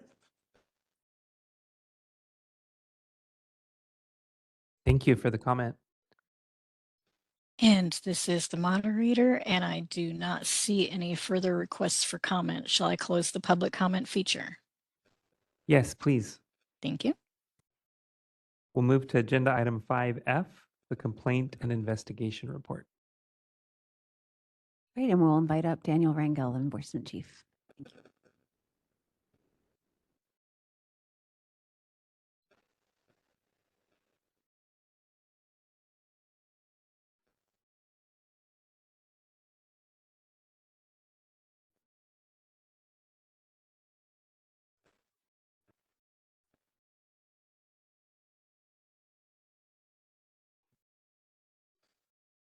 Well, thank you, Debbie, and good morning, Chair Holt and members of the committee. I would like to start with a quick update on the unit. Currently, we have 4 vacancies, one manager position, 2 analyst positions, and 1 office technician position.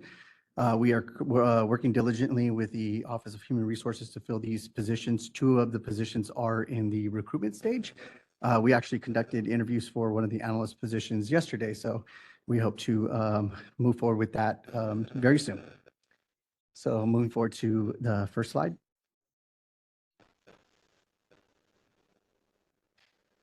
So we continue to receive a high number of complaints. In fiscal year 22-23, we received an average of about 280 complaints per quarter. Quarter 1 was significantly higher than the average at 317 complaints. However, the last 3 quarters were closer to the 280 average. Next slide, please. At the last advisory committee meeting, I had projected that we receive somewhere around 1,144 complaints for the fiscal year 22-23. The final total was slightly less at 1,118, providing a small but much appreciated relief to our team. Overall, we continue to see an increase from fiscal year to fiscal year. There was about from fiscal year 2020-21 to 21-22, there was about a 25% increase. And then from 21-22 to 22-23, there was about a 6% increase. So we continue to see increase, just not as sharp of an increase. Next slide. Closed complaints. So fiscal year 22-23 has really been a tale of 2 halves. In the first half of the fiscal year, we had a significant number of vacancies. We hired a new manager, 3 new special investigators, 3 new analysts, which is about a third of our entire unit. Additionally, at that time, we had 5 other members of our team who are still within the first year with the Bureau, including myself and another manager. So there was a lot that we had to overcome. During these 6 months, we completed 336 investigations. In the second half of fiscal year 22-23, we began to see many staff members make significant strides towards meeting the standards and expectations set by management, the management team, which is evident in our output. We were able to complete 421 investigations, a 25% increase from the first half. We still have substantial room for growth and development of our staff, which is very exciting. And I am confident that we'll begin to reduce the number of pending complaints in these next 6 months. Next slide, please. Days to close. Our goal is to complete investigations within an average of 180 days for the cases that are not referred to discipline. That's in accordance with the performance measures with DCA. And according to our last quarter reported to DCA on these performance measures, we are at an average of 155 days. So we are meeting that goal. Currently, about 2/3 of all cases are closed within 180 days. Next slide. At the last advisory committee meeting, through 3 quarters, we referred 54 cases to the discipline unit, which was about 10% of our completed investigations. In quarter 4, there was 60 additional disciplinary unit referrals, bringing the total for the fiscal year to 114, about 15% of our completed investigations. Next slide, please.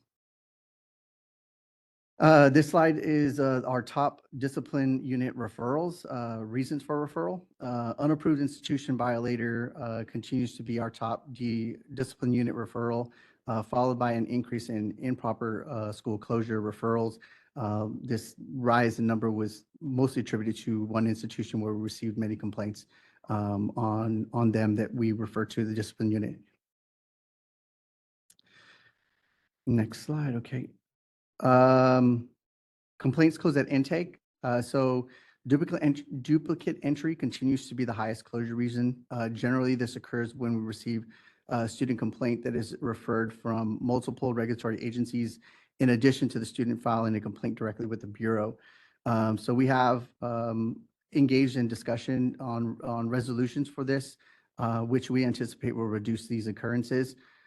So it's been less of the student filing additional complaints and more of just the other agencies that we're receiving the referrals from. So we're looking at ways to address that and identify that so that we don't have those duplicate entries.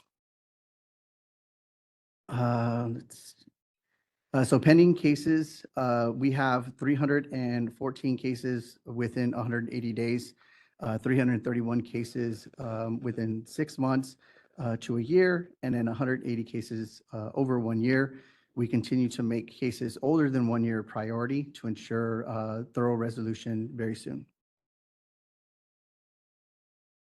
Pending cases, as stated earlier, the increase has not been as sharp.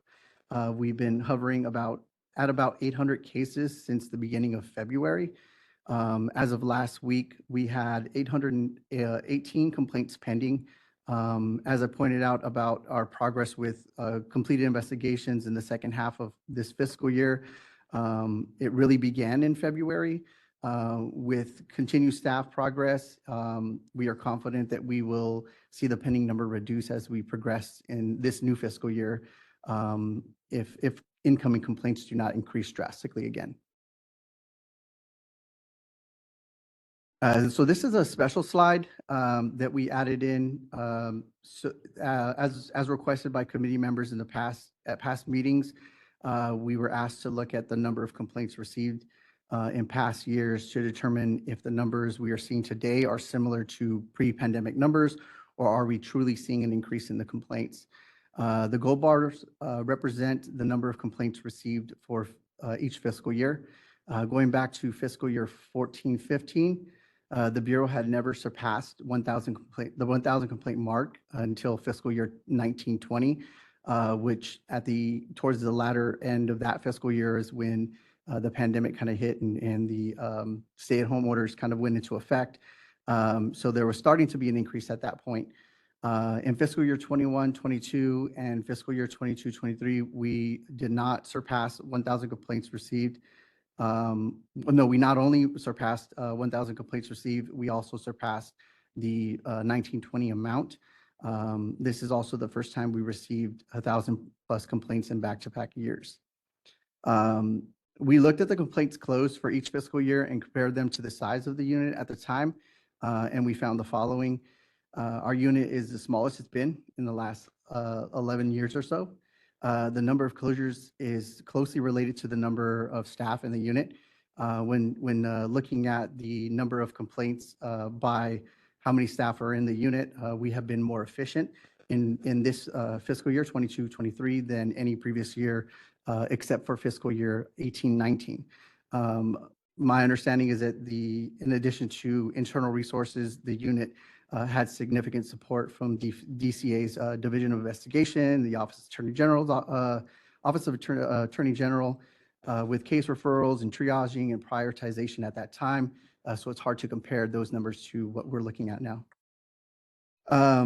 Again, I want to emphasize that despite the significant strides we are making as a unit, we have so much more room to grow, including myself and on my management team, and we're confident that we're going to get there. Next slide. Student impact. So this slide is a snapshot of the positive impact we are having on students through the work that we do. I also wanted to take a moment to thank my team for all their hard work and dedication. Every day I see the progress and growth. I especially want to acknowledge a few members of my team who have truly been drivers of this unit's improvement over the past 6 months. They have set the standard for professionalism, work ethic, and efficiency. So thank you to Special Investigators Alita Prudhomme, Ashley Corneo, and Enforcement Analyst Cecilia Chet Sharp, and Desi Contreras. Keep up the good work. We appreciate it. This concludes my presentation, and I'm happy to answer any questions. Thank you. Lots to dig in there. We'll start. Tracy, did you want to bring up your question again? Oh, I have other questions now. great, perfect, yeah. You have Because the I'm floor. new, I'm going to use that phrase for probably a couple meetings because I'm new. Could you talk through with us when there's a disciplinary action and talk through with us a little bit about what are the actions? Like, what does the team do in general? And I know that's difficult to characterize because there are different kinds of violations, but does that mean picking up a phone? Does that mean going on site? Does it mean contacting other offices? Like, how do you resolve or address something? All of those things, and it really depends on the complaint and the situation. So I've talked about in past meetings where there's opportunities where we receive concerns from students where there hasn't been a potential violation identified, but there's an opportunity for us to step in and provide clarification to both the student and the institution as far as what the law states and the institution's obligation to the students. And mediate those situations. And one of the numbers that we reported on our impact with the refunds was a result of that. And it was a very large number that has really been the bulk of that number of refunds. And in other situations where there's a great amount of concern, we will generally do some research on our end before we make a visit out to the school. There's other times where there's concerns that can be resolved with a phone call and contacting the institution, where a student is concerned where they're not getting a call back, whether it be for some like a transcript or proof of training for their licensing. So those are the ones that we can resolve through a phone call. But the more serious ones, we generally do show up on site and request information in real time, and then we take that information back, analyze it, and then generally from there we'll ask additional questions. Thank you.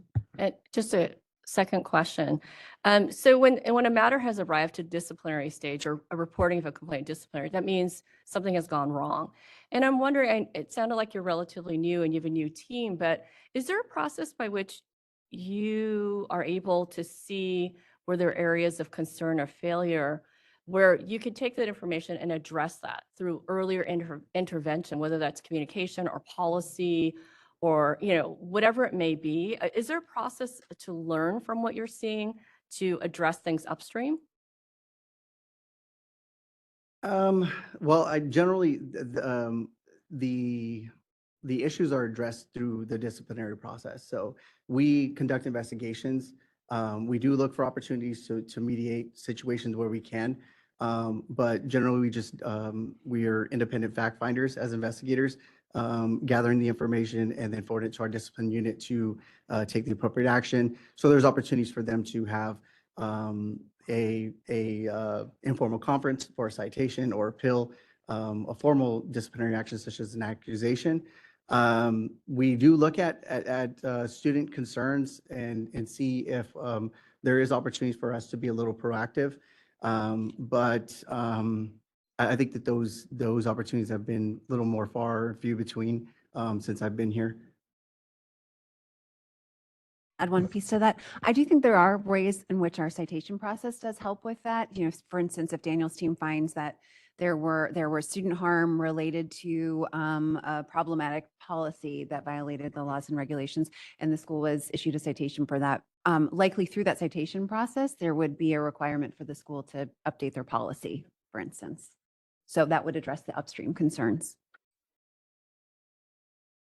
Daniel, what's the difference between consolidated and duplicate entry?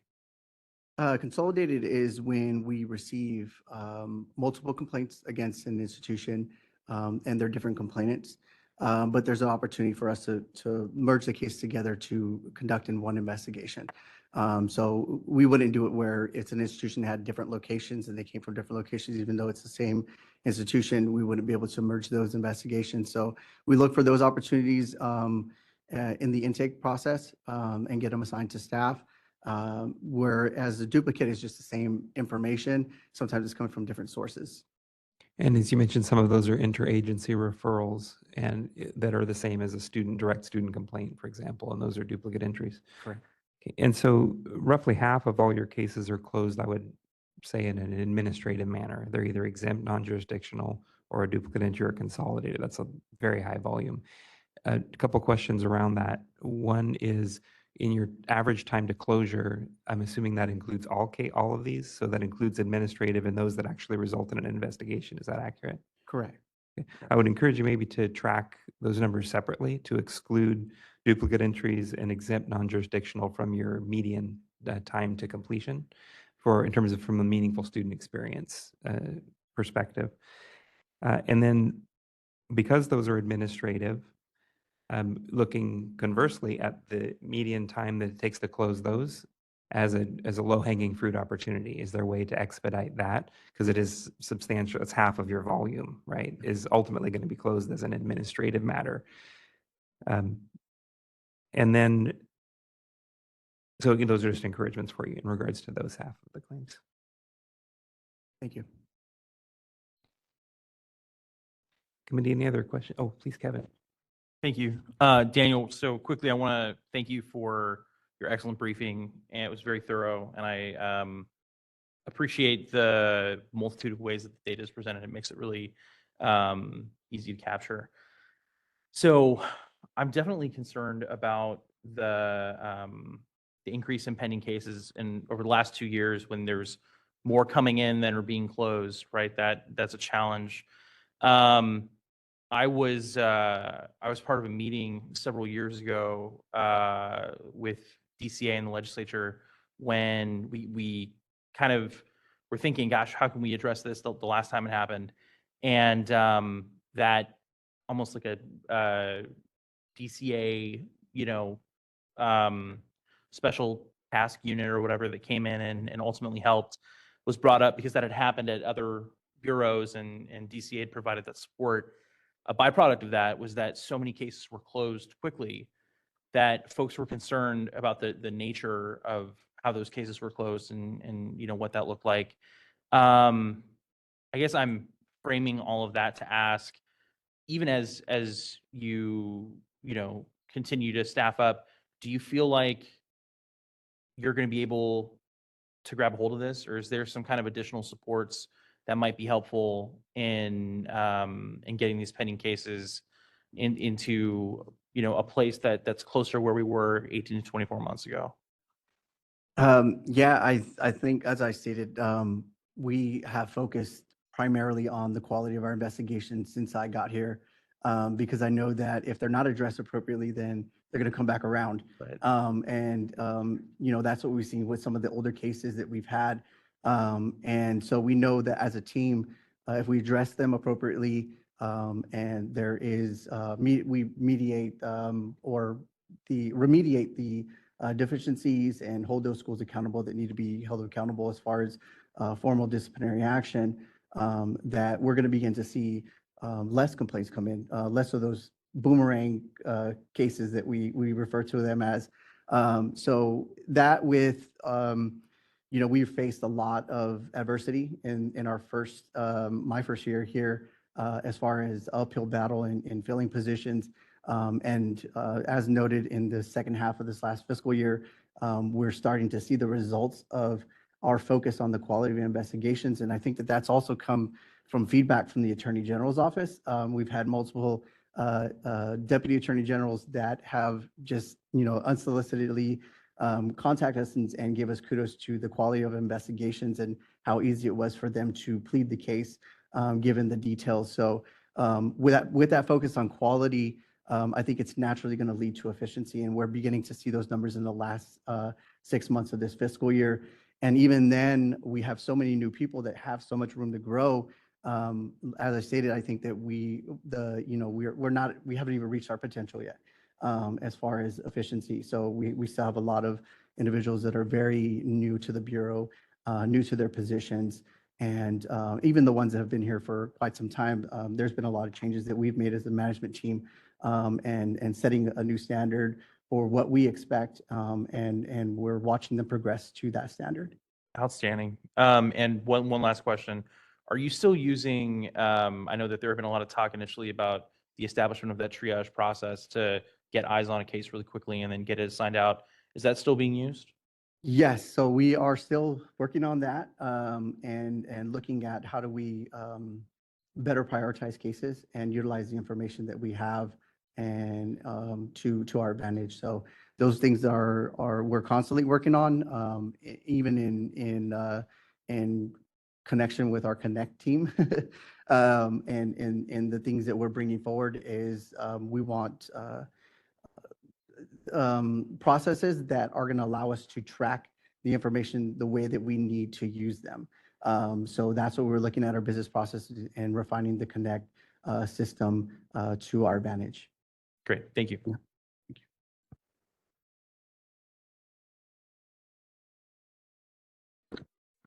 Anyone else from the committee?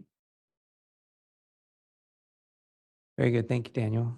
Thank you. We'll go ahead and open for public comment for agenda item complaint and investigation report 5F, starting with the in-person audience. Seeing none, we'll move to the web moderator. This is the moderator. If anyone would like to make a comment on the complaint report, you may look for the hand icon and click that to raise your hand, or you may look for the question mark icon and then type the word comment into that text box and click send. Are there any comments on the complaints report?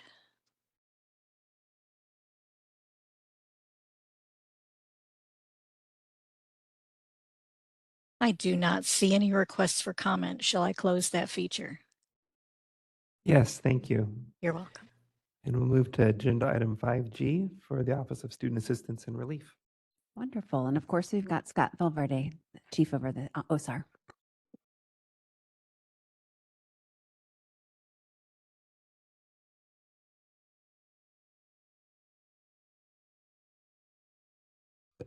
Thank you, Debbie, Chair Holt, and the committee, and welcome to our new committee members as well. Again, Scott Valverde, I'm the Chief of the Bureau's Office of Student Assistance and Relief. We go by our acronym OSAR. For the benefit of the new members and refresher for others, whenever we have new members, I like to go over a brief overview of what OSAR does before we jump into the data to give a little bit more context and grounding. So OSAR provides assistance to prospective, current, and past students of private post-secondary educational institutions via a variety of outreach services and resources that we provide. We assist students who are impacted by school closures, the discontinuation of educational programs, site closures like branches or satellites closing, or in situations where the Bureau takes an action against a school where there would be impact or potential student impact. We play a vital role in all of those scenarios. We provide students with information on their rights and options under those circumstances, often very difficult circumstances. So always coming from a student advocacy-based approach. Financial relief, transferring to other schools, and in general, we just see ourselves as a resource to those students and a liaison to other outside resources. That includes specific partnerships with external agencies, some of which are called out in our enabling statute specifically, other that we have fostered over time in terms of this work. So we work with the Department of Veteran Affairs, the California Community Colleges Chancellor's Office, the U.S. Department of Education, the California Student Aid Commission. Those are some of the ones that are called out specifically. We've also developed relationships and partnerships with the Department of Financial Protection and Innovation, nonprofit organizations, legal aid organizations, various K-12 districts, et cetera. We also have a lot of strong internal partnerships with the other divisions of the Bureau that you've heard from and STRIF as well, which Yvette will be speaking to next. So pretty much any issue, policy, decision, forward-looking sort of discussion about the Bureau's activities that would impact or potentially impact students. We're always at that table to provide the student's perspective as well. So a lot of that type of work is sort of foundational and not necessarily captured in the data, but important, I believe, to share with you all. We also help prospective students by doing presentations at events like college fairs, community resource fairs, events held by local legislators, industry-specific conferences and fairs, presentations on military installations for discharging service members, high schools, et cetera. We often cover topics like making informed decisions at post-secondary level in that space. Also, awareness of resources that are available to students they may not know about, and financial literacy, loans, all kinds of stuff. So we have a very well cross-trained staff. We maintain our own website in addition to the Bureau's website. We also have a social media presence. And in general, we just try to help students and the Bureau and DCA in any way we possibly can. Also, before we get into the charts, I'd just like to say, piggybacking on Parker and Jeff and Yvette's presentation earlier, and to Joseph's question and comments in general, OSAR's definitely been involved with the STRIF Online Connect application rollout through training and internal staff testing and just general feedback and observations. Based on a lot of the enhancements to the system that have been discussed today and that are forthcoming, we anticipate more training in the future. As Joseph mentions, to be sort of involved in that triaging when we need to help assist students with STRIF claims, this new tool being a valuable one that we need to be well versed in and involved in so we can best help those students. There's also some forward-looking things with that project that we're positioned to help with in terms of our own web content, social media, training tools internally for staff, incorporating all of this into our presentations as well. So like basically any time that we would be in a space where we'd be talking to students about STRIF, talking about both the opportunity to file the paper application or the online application, sending links to the online application and all of our outgoing communication to students that includes both the PDF and the Connect version. Updating all of our collateral materials. I just thought about that one this morning as I was preparing for this, is another one where there's an opportunity to get that link to the Connect in there as well. And then just in general, providing staff experience and feedback to Parker and to the developers as well. So yes, we're very involved in that process. Others started with this. I'm going to kind of close with it because again, it is contextual to what I'm going to talk about in terms of our numbers. We did enter this last fiscal quarter, with 2 vacancies and unfortunately experienced 2 more additional vacancies as we had 2 departures during this quarter. So basically down those 4 positions. I can say, having been with OSAR and leading OSAR from its origination, this is as thinly staffed as we've been. But we are looking forward with a new staff person starting tomorrow, actually, and actively working to fill those other 3 vacancies. And I think, keeping our head above water and moving things forward and accomplishing what we have accomplished in this quarter, despite those staff shortages or vacancies, are a tribute to my staff that are here and the hard work that they're doing. So kudos to them.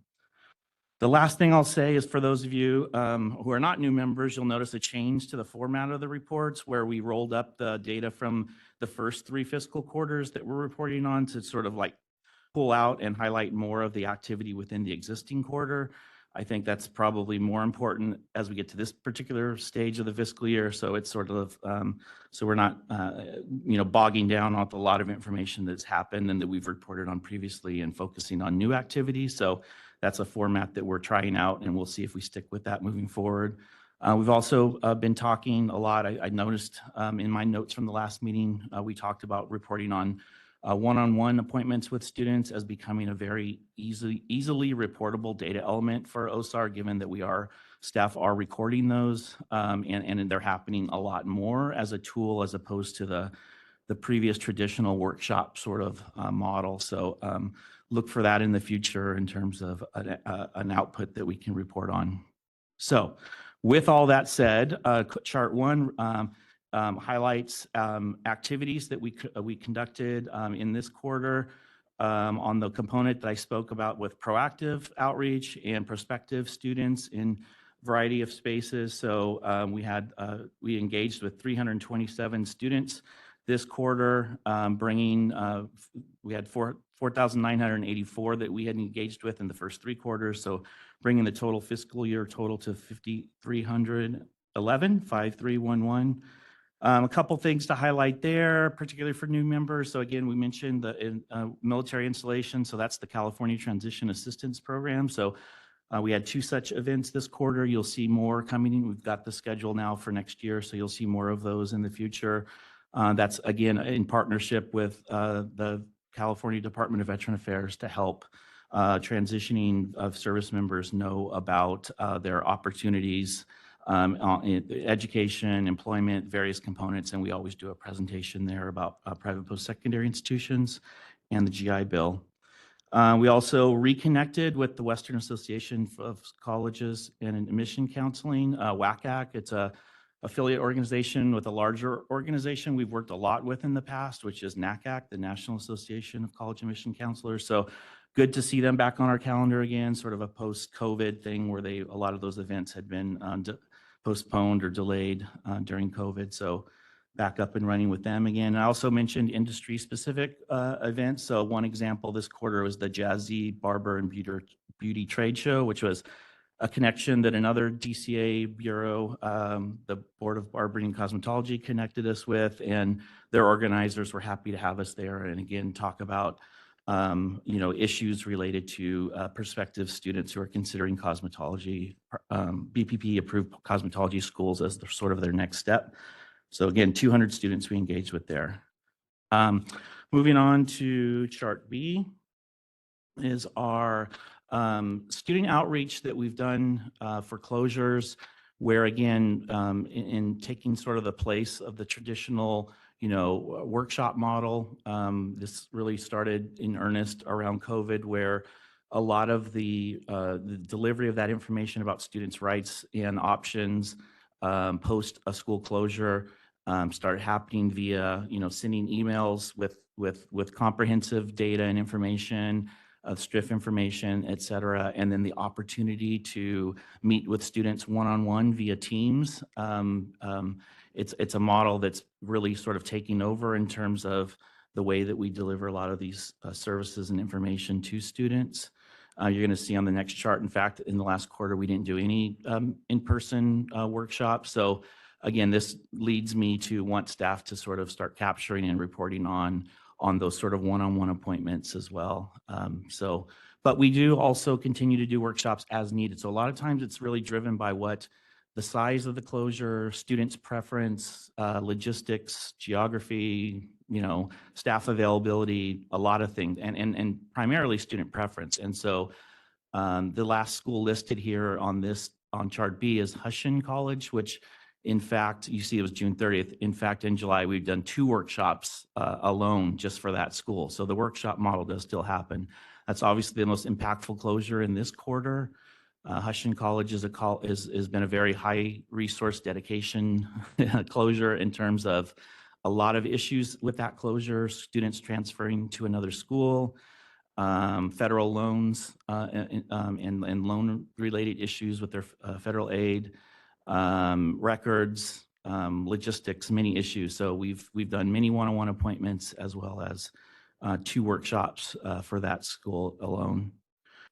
So moving on to chart C, again, no traditional workshops in that quarter, but 247 students reached in that method over the course of the entire fiscal year.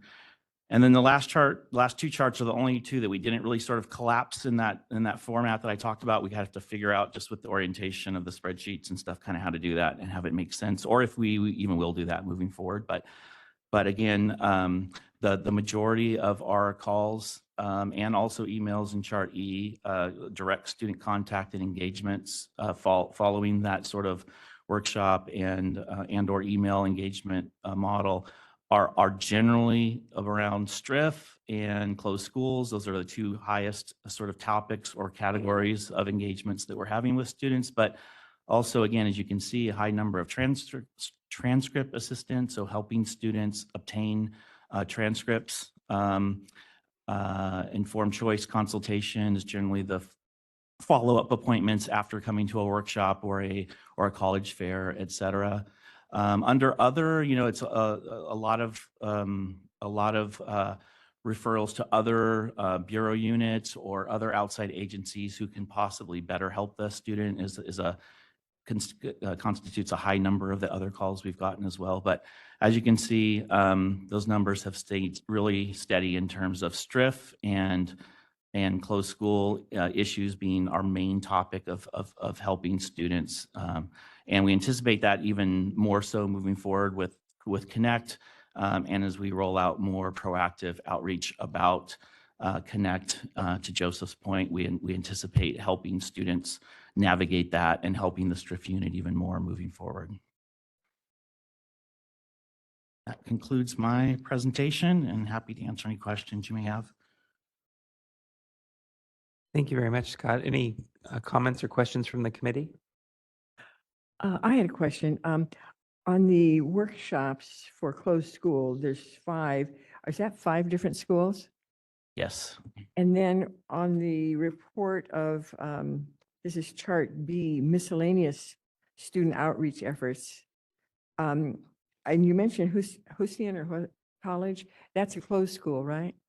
It is, yes. Though that was at that time, as of June 30th, that was our engagement with students via the emails that we send out, aware of the closure, and then resources, and then inquiring as to whether there is a need and availability to do a workshop, which subsequently happened. But because it happened in the following quarter, those numbers aren't captured here.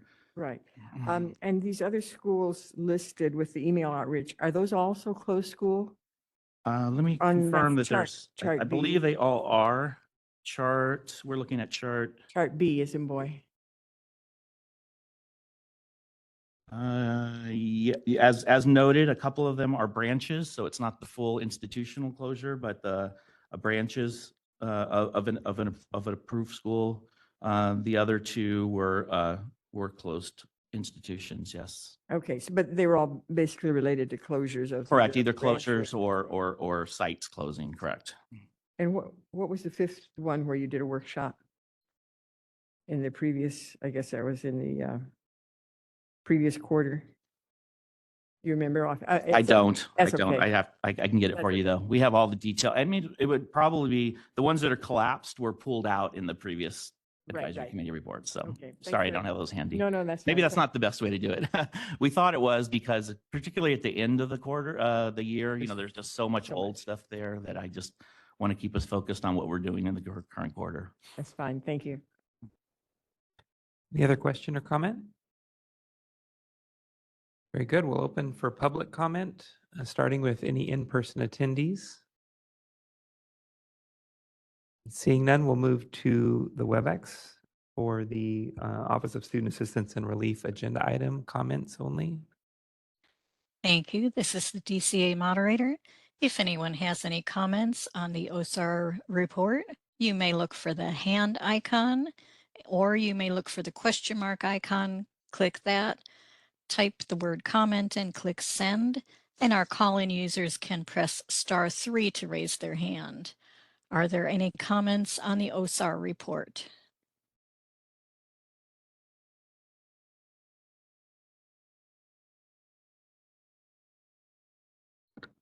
I do not see any requests for comment. Shall I close that feature? Yes, please. Thank you. Thank you. A quick update. We've been going for a little over 2 hours now. We are going to just press through until the 12 o'clock hour, at which point one of our committee members has a hard stop and will be leaving. We're going to, Lynn, I'd like clarification. We would like to continue the meeting in an advisory only capacity. We won't take any actions as we'll be short of a quorum at that point. But given the lack of substantive issues still ahead of us, we'd like to just go ahead and finish out the meeting for discussion purposes only. Yeah, that's fine. That's at your discretion, Chair. Very good. Thank you. And so we'll move forward now, and we will take at that moment a 10-minute break for the restroom and to say goodbye to Tracy and give her in-person welcomes. Oh, no, no worries. We'll go ahead with Student Tuition Recovery Fund, agenda item 5H. And of course, we'll welcome back Yvette Johnson. Thank you, Yvette. Welcome back. Okay, today I'll be going over the Student Tuition Recovery Fund stats. But first, before I get started with that, I would really like to do a thank you to all of the student tuition recovery fund staff. You know, we're a small group as well. We're 4 analysts and they handle a lot of work. So, and just getting these through is and a lot of the hand holding and working with students is, they deserve a pat on the back for that. So I'd like to thank Victoria Morales, Eric Hernandez, Parker Strohmeyer, who you've all met today, Roy Clark, and our office technician who handles all of our administrative work, Dean Harrell. So thank you to all of them. So let's start with the first page of our stats. We have, for this third quarter, I'm sorry, for the fourth quarter, we have the number of claims that have been approved are 69. We have claims that were deemed ineligible, which means that the student did not meet any of the, I'm going to use a word from Tracy, the qualifying events, and therefore they were not able to get a refund from the fund. Claims that were denied, we denied 6 claims, and this means that the student was able to provide documentation, but unfortunately we could not show that there was an economic loss to the student and that they were possibly able to benefit from their education that they received from the school. We had 17 claims that we were unable to contact the student. That was after the student submitted the claim. We reached out to them to gather more information that was necessary in order to process the claim, and we did not receive a response. And just for clarification on those, we don't just close the claim without trying various methods to reach out to the student. So we use LexisNexis. We use if we look through their materials, we find that there may be a different telephone number, if there may be a different email address, whatever we can to try to reach out to that student, because we don't just want to cut them off without providing services.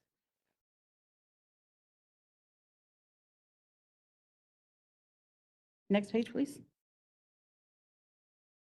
For our current workload, we have 312 claims that are ready for review, and that's after the analyst has done all their work to put the claim together. Then it goes on to management for review.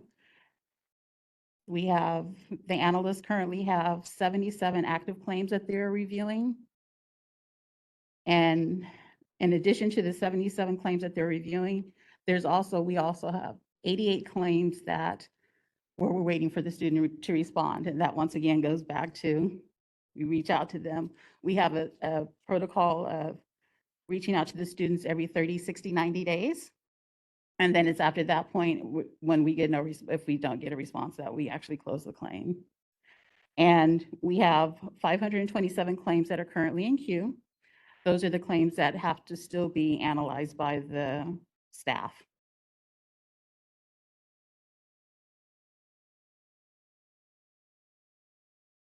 As we go to our next slide, we show the claims that were pending at the state controller's office. We do not pay the claims directly. We actually send them through the state controller's office where the money comes from, where the fund is held. And for this fourth quarter, we had $131,535,089, $535.89 pending at the state controller's office for payment, and that was a total of 9 claims. And then we have, for this fourth quarter, we paid out over $1 million in claims to the students.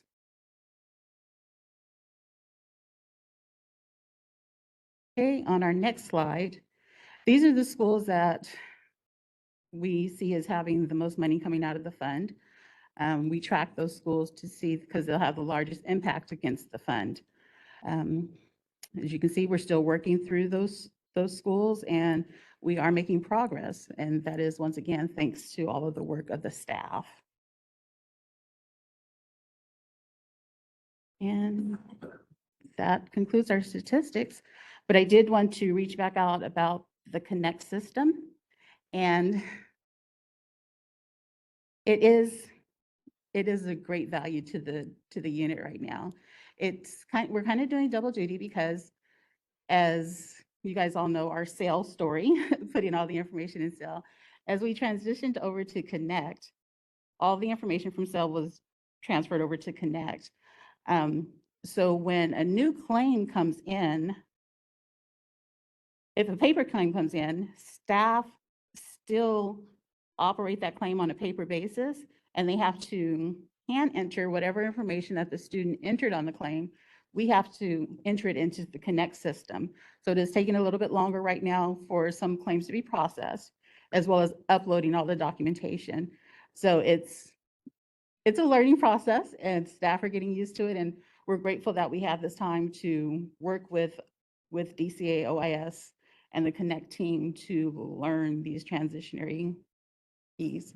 So it's been a really good experience for us, and it's nice to have to hold on to paper. It's nice to be able to open up a claim and just look at it right on a screen. So we appreciate that. All right. Any questions?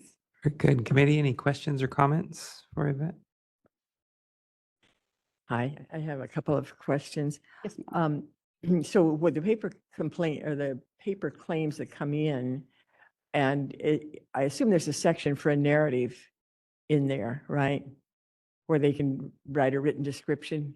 Of why they're filing their Right. claim? Yes. Mhm. So is that just transferred to Connect as a PDF, or how does that get in there? It's PDF because we do scan the entire the paper application. I with see. So the them, whole and it's an PDF uploaded is in there. document. Yes, And then you have to take certain fields and also then plug them in manually. correct.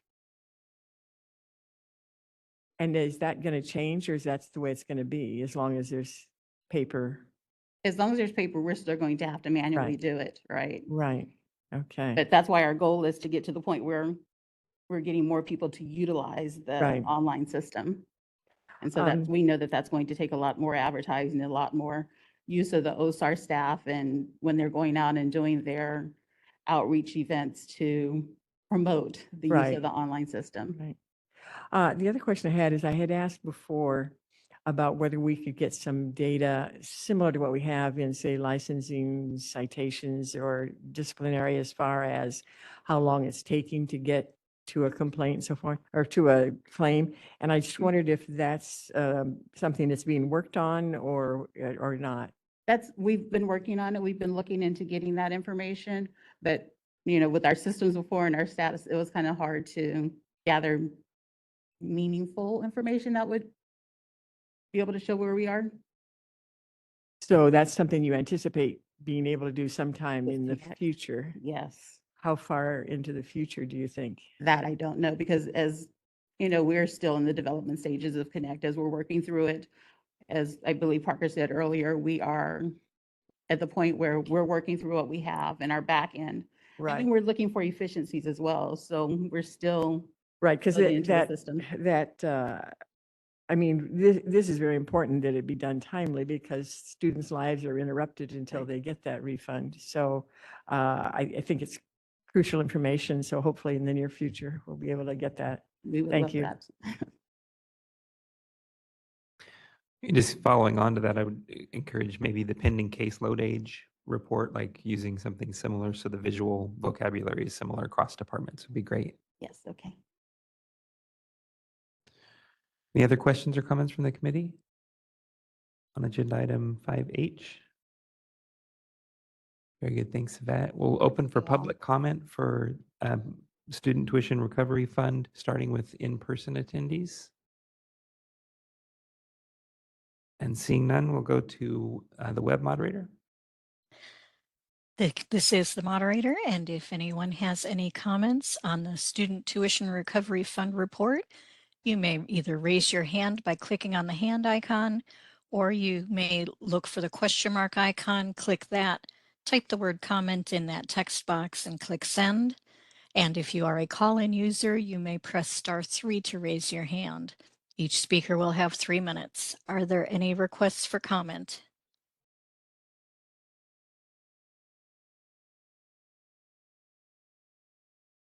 I do not see any requests for comment. Shall I close the public comment feature? Yes, thank you. You're welcome.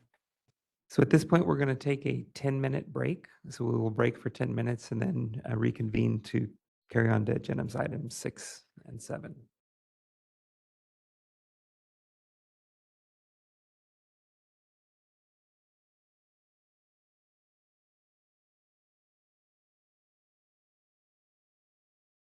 All right, welcome back. And we are going to go back through attendance again real quickly and just to confirm our attendees. Again, we are one short of a voting quorum, and so we will be taking matters under consideration for discussion only. And we'll just start from that side again. Melanie Delgado. And Kevin Powers. Tess Dubois Carey. Margaret Reiter. Joseph Holt. Robert Boykin. Excellent. Thank you all. And again, just for logistics, don't anticipate that the meeting is going to run terribly longer. So if you're starving as I am, know that we'll make it through. We'll probably maybe 20 or 30 minutes. We should be good. Our next agenda item is, where are my glasses? Yeah, status updates and discussion on regulatory proposals, starting with changes to the application signature requirements proposal. Perfect. And we'll turn it over to David Dumble. Greetings, everybody. It's good to see everyone IRL. I'm David Dumble. I'm the manager for legislation and regulation for the Bureau. And I'll be talking first about the items on the tracker, which is included in the meeting material. As you can see, we have 4 proposals that are currently going through the regulatory process. All of these have been discussed at previous advisory committee meetings. And at this point, everything has been submitted to DCA and is at various stages of the registry regulation process. And at this point, we're going through the process and we do not anticipate bringing any of these back to the committee for discussion at a future date. Just as a matter of transparency, the other item in the meeting materials is a summary of the signature requirement proposal that was discussed last time. And based on the feedback we received at the last advisory committee meeting, we made some changes to the proposal before it was submitted to DCA.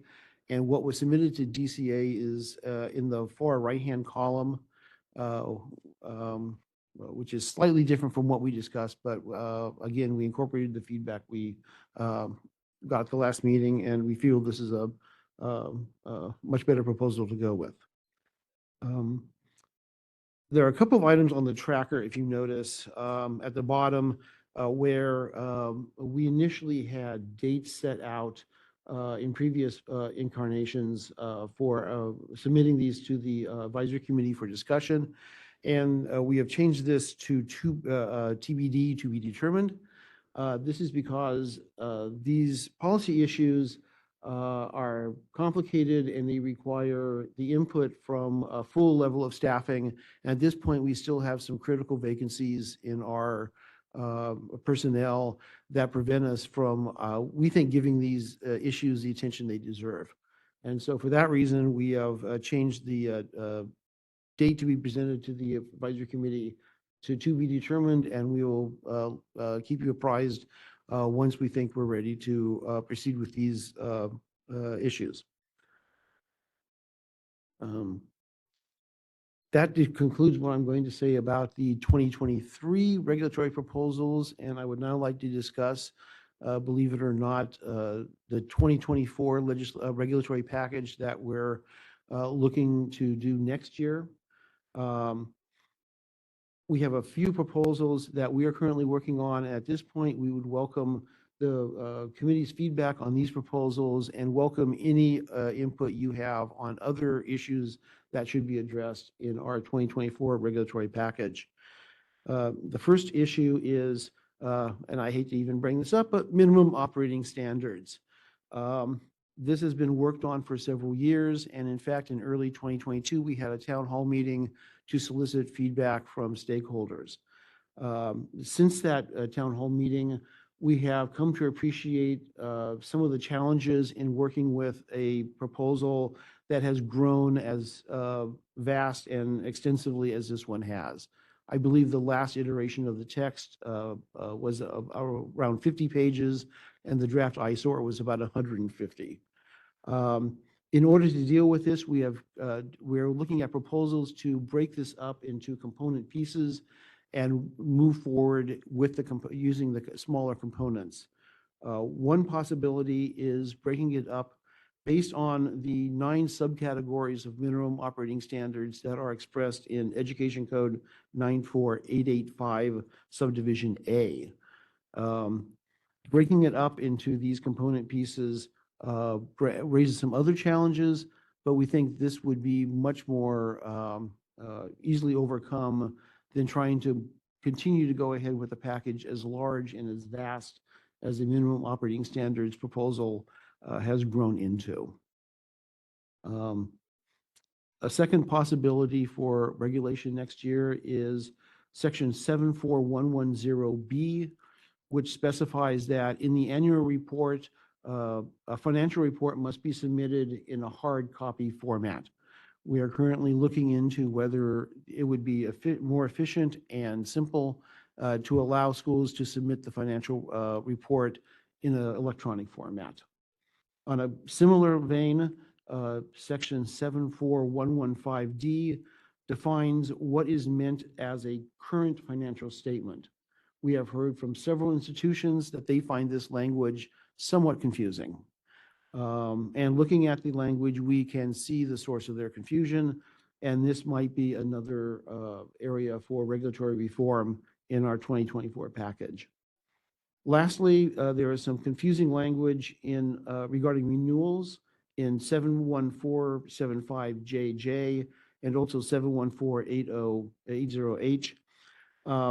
These sections specify that after a school's approval to operate has expired, they have 6 months in which to file a renewal application, and if they do not file within 6 months, then their approval is canceled. This raises the question of what is the school's status in the 6 months between when their approval expired and 6 months later when their approval was canceled. It's a Schrodinger's cat situation where the school is their approval has both expired, but it hasn't been canceled. And this ambiguity has tangible operational impacts on virtually every element of the Bureau's operation. And we think this is an area that should be clarified and cleaned up as soon as possible, given the confusing language of what's currently in the regulations. Again, we welcome the input from the committee on these specific proposals, and if you have any other proposals for what should be addressed in our 2024 regulatory package, we would appreciate the feedback. Very good. So opening for discussion from the committee on any feedback regarding those or other future regulatory priorities for the 2024 package. Couple of questions. Just going back to the tracker for a moment. In future, it would be helpful if the regulation is being proposed based on a statutory change or statutory provision to include that statute in this. Just so like if I'm looking at substantive change and I want to think about it, just to realize, what statute should I be looking at is the, genesis of this. Okay. That would be helpful. Very good. And the other thing is on the proposal for regulations, I am sorry, I'm not sure I got the references you did give. So I got 74110B, is that, and boy, as to the annual report, hard copy for financials, is that correct? 74110B, yes. B as in boy. And then for the definition of current financial statement, 74115, D as in David. That's correct. And then the next one was 71475JJ. Yes. And then 714, I didn't get the rest of that one. 71480H. Okay, very good. And then as far as the substantive issue, the thing that I think that would be good if we could look at, and I guess I mean, it's circumscribed by the statute, so I don't know how much we can do in regulation, but I think that there are some disclosures that are either not as clear as they could be or overlapping or whatever. So maybe when, and that's a really big thing, because that's really like looking at the whole thing and, sort of comparing different regulations about where things should be disclosed, and it probably will get more into statutory. So I raised it, but I'm not sure it's something we can deal with.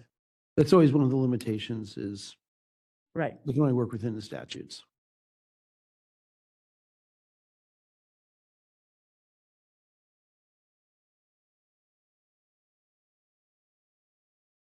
Committee members, any other comments or suggestions for regulatory? I'm sorry, there was one thing I had asked for before that I think would be helpful.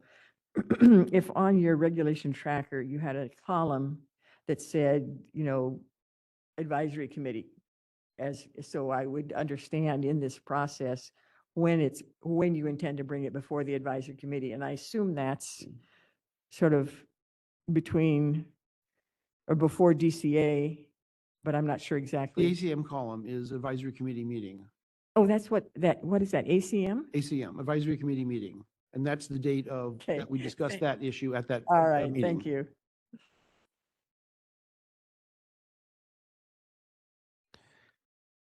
Very good. My general sense is you have a lot, have a plate of work, and you know what you're working on. You're much closer to it than most of us. So we wish you Godspeed. And I would also add that I do definitely appreciate having served on the committee, not nearly as long, Margaret, as you, but for many years now. I do feel like we're in a good place in terms of tracking, of having advance notice of when we're going to see regulatory language and having opportunity to provide feedback in years past. By the time it came to us, it was already submitted to DCA, and there was really little that we could do for that. So I do appreciate that and would want to protect that to the degree we can. So I would encourage Bureau staff to ensure that we have our stop on the train station before it gets too far. Yeah. And I think that the feedback we get from the committee certainly helps speed things along when it gets to DCA and agency, that those issues have already been attended to and noticed. Thank Good. I do have one other question. I'm not sure that you can comment on this, but as I raised earlier, some time ago, DCA said we've got this new process for regulatory so that we can speed things along, et cetera, et cetera. And to the extent you can, feel free to comment on it. I would be curious as to, have you seen that change the speed with which things go through, or not really? It's really too early in the process to know how it's going to come out in the end. Some of the innovations, we had a kickoff meeting, which included DCA regulatory attorneys, DCA legal, and Matt Nishimini from fiscal. And it was very valuable to get feedback, especially from Matt, on, for example, the public institutions regulation, which I was concerned about coming up with the fiscal impact of that. And he opined at the kickoff meeting that he thought that could get by with no fiscal impact, which is really helpful to know at the beginning, that that's not going to be a hassle we're going to have to be concerned with later on. We're in the middle of the process, so it's kind of hard for me to say at this point whether the net result will be a more speedier process than in previous years. And I kind of, what raises that, of course, is the dates here as to the, some of these regulations that have been in DC, with DCA since, I guess came back to us, so, okay. Yeah. I take it back. I won't say anything about the February one, because I see then it came back to us and then went back. And I will just say about the signature requirement, I would expect that to take a long time because the regulatory attorney has to prove not just the text of the regulation, but every single form that we're changing. And all of those are in both a markup version and non-markup version. So that's 26 different forms plus the text. So I would expect that one would take a little longer than the norm. Committee members, any other comments or questions? Very good. We'll open to public comment for agenda items 6, both A and B. And we'll start with in-person attendees. And seeing none, we'll go to the web moderator. This is the moderator, and if anyone has any comment on the regulatory proposals, you may look for the hand icon at the bottom of your WebEx screen. Click that to raise your hand, or look for the question mark and then type the word comment and click send. Each commenter will have 3 minutes. And I do have a request for comment from someone logged in as Michael. And Michael, we would prefer to hear your comments from you. So I'm going to send you a request to unmute, and you'll have 3 minutes. You're unmuted. Can you hear me okay? Yes. Okay, thank you. And just thanks to the committee and your service. I had a real quick question, and it's basically on the exemption. And I don't know if you can answer or not, but the current threshold is 2,500, and it says in the regulation that that can be increased, reflective of like the consumer price increase. And with small businesses right now just taking a hard hit, one, inflation, the CPI has been the highest in the nation. It's like, I think it's 332 right now. When the regulations came online, it was right around 210. And I was wondering if that's something that could be considered. It'd sure help out a lot of small businesses in California right now. So I just wanted to throw that out there, and thank you for giving me the opportunity. Thank you for the comment. And I do not see any further requests for comment at this time. Shall I close the public comment feature? Yes, please. Thank you. Thank you, David. All right, we'll move on to our last agenda item, which is future agenda items, and a discussion starting with the committee members as to any items that you'd like to see on a future agenda.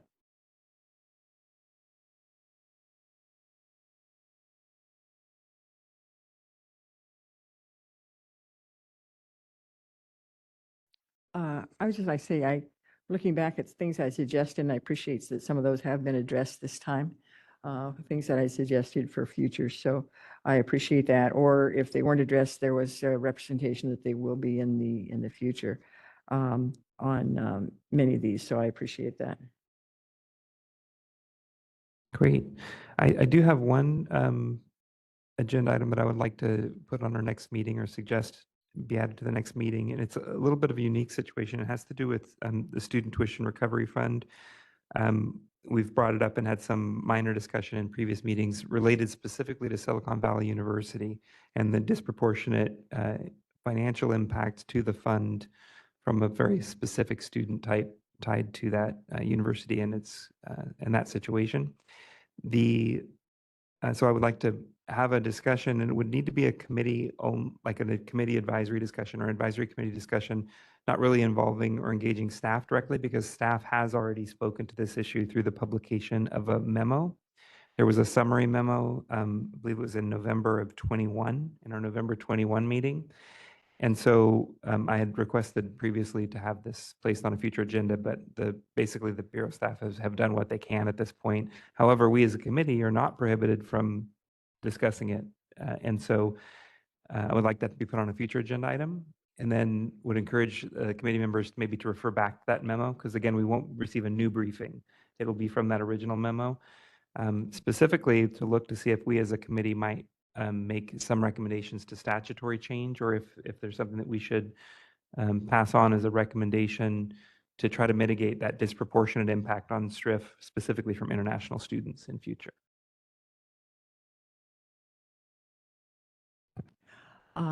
I don't frankly remember what that memo said at this time. It's been a while ago, but I didn't think that, I mean, kind of what I was looking for in a discussion about that would be really more of a postmortem, which would be based on, now that we've been dealing with it, what lessons learned are there from that?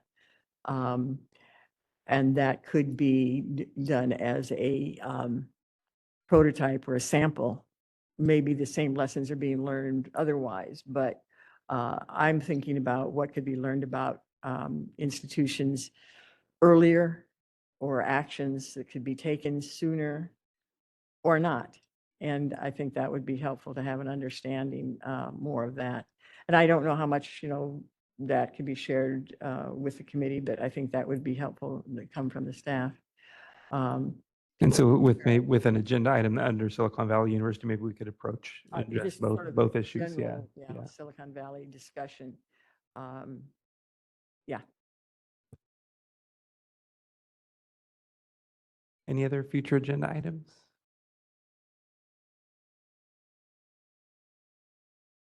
Okay, and that because that was our discussion, is complete now. I will open to public comment from any in-person attendees related to future agenda items that the advisory committee should consider. And seeing none, we'll open to the web moderator. And this is the moderator. If anyone has any suggestions of future agenda items, you may raise your hand in order to be recognized for comment, or you may click on the question mark icon, type the word comment and click send. And our call-in users can press *3 to raise their hand. This is only for topics for future agenda and not actual discussion of any of these topics.